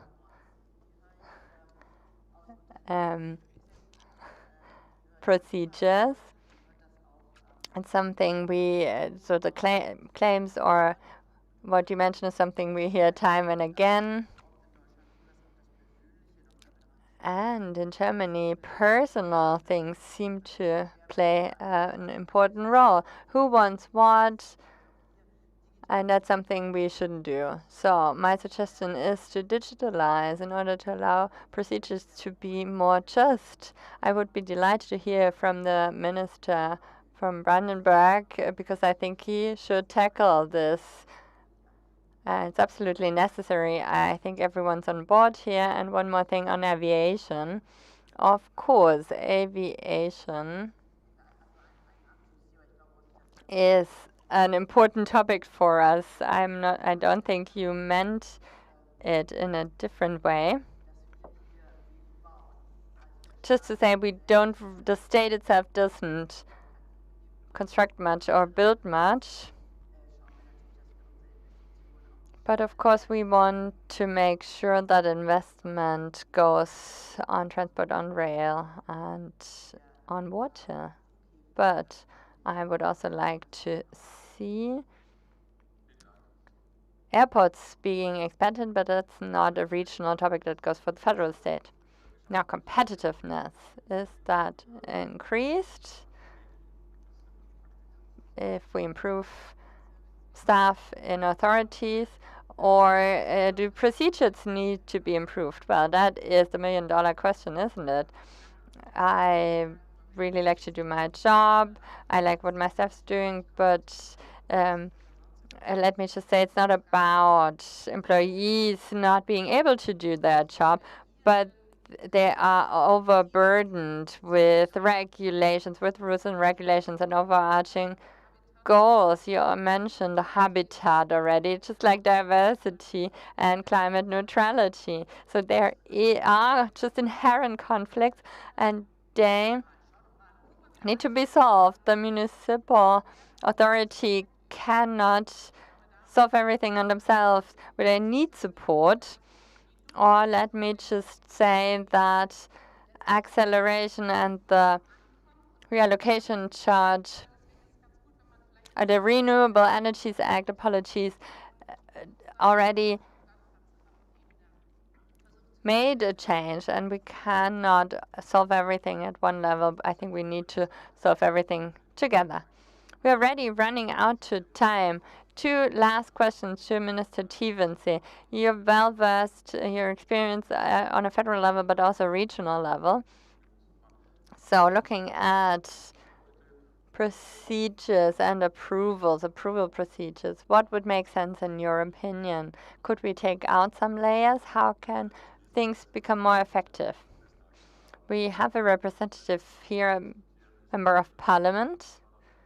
So what we're speaking about here is within the responsibility of either EU Parliament or 80 or 90% federal government. Everything we're speaking about today was passed by Parliament. And why is that? Well, because actors negotiated something and they achieved a compromise that was then translated into law. So what needs to happen now? We need to put our heads together and now find solutions in ordinances or in guidelines.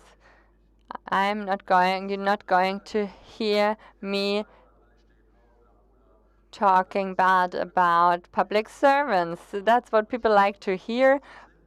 You can always call them that they are not clever enough. But this has to do with changing regulations. Now, if we don't allow for room for maneuver, and they are clever, we cannot tell them that they are not. They just have too much to do.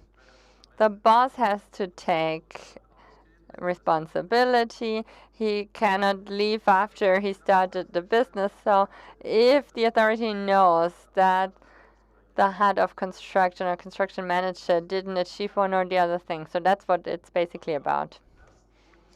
Then again, my plea.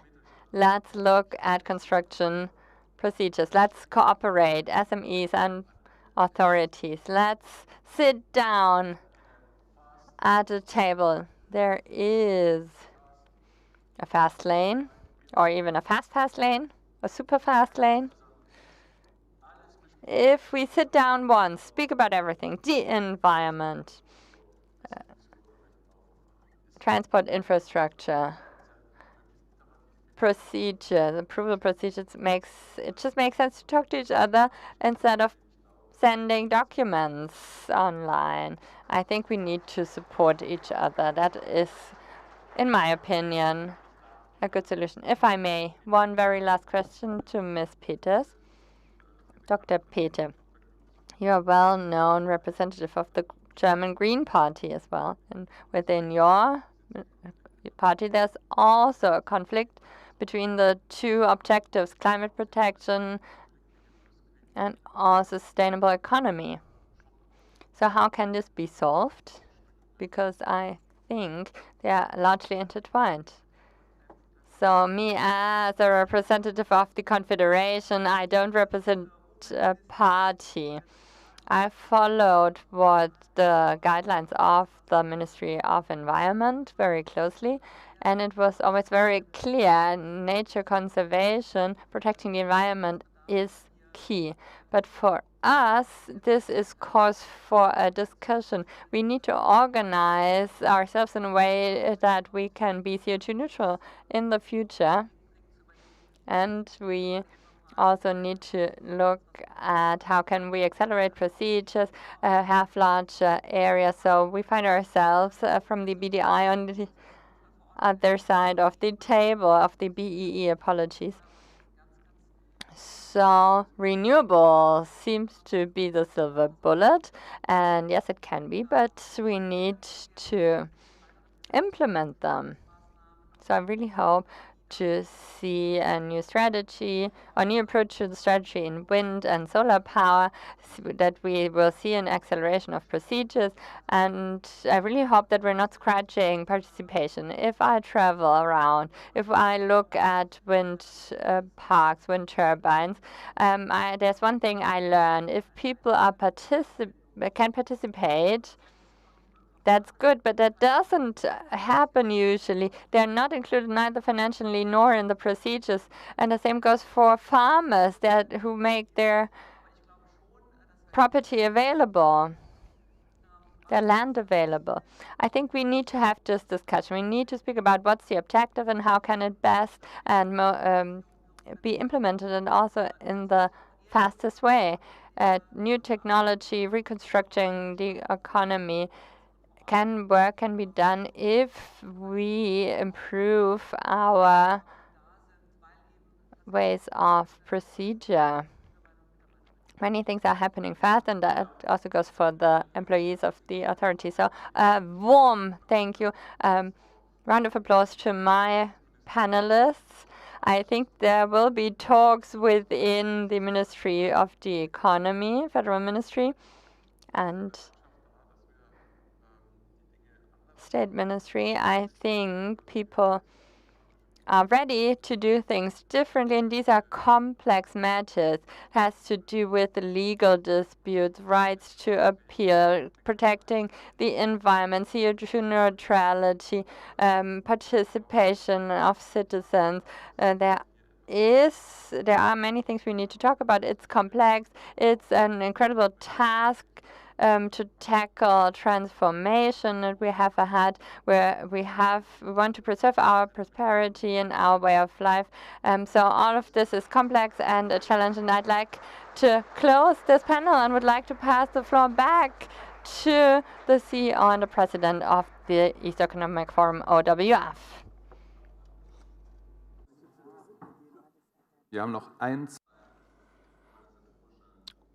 We have two more housekeeping remarks, one of them regarding lunch, so bear with us. But one thing is for sure, the OWF, the East German Economic Forum 2023, has come to an end. We would like to thank our panelists for this very lively debate they had. Thank you, Professor Barth, for your presentation. Thank you, dear guests, for being here. Frank, what's your conclusion, your summary? I've been observing this East German Economic Forum for quite a long time, actually, and currently, I don't know how about you. It doesn't have to do anything with the OWF, but there's a discussion about the disposition of the German soul. There's a lot of discussions going on, and in the face of this discussion, it worries me that if you talk about East Germans being victims too long, that you won't really, that you lose the future out of sight. And here at this forum, we talk about East German, we talk about business, and we talk about the future. In its 8 years of existence, these topics have been transformed and they have always been updated. We've always had very interesting topics, interesting speakers, and very interesting guests. Thanks for being here.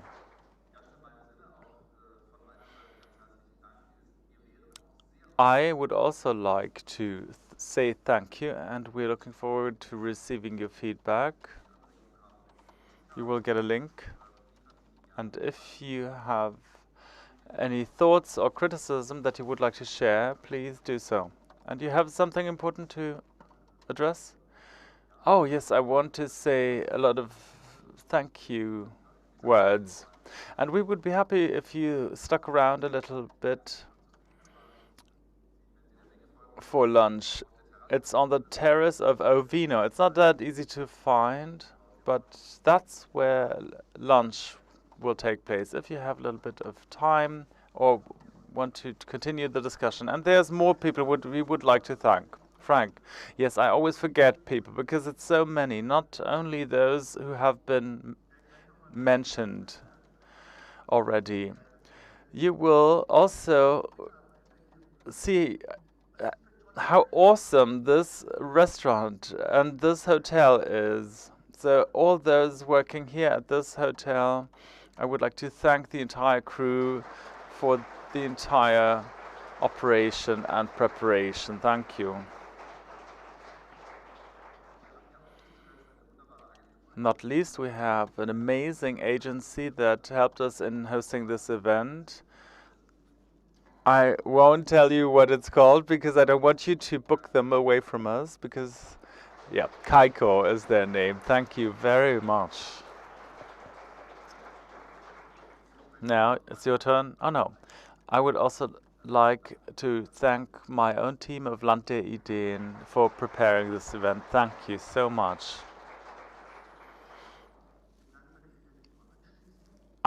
I'd also like to say thank you, and I would like to thank Philipp Mehne, who joined the project only in December, and this is when he first found out about this format. And he did an outstanding job. It's all in his responsibility, really, and he did a masterly job. Thank you.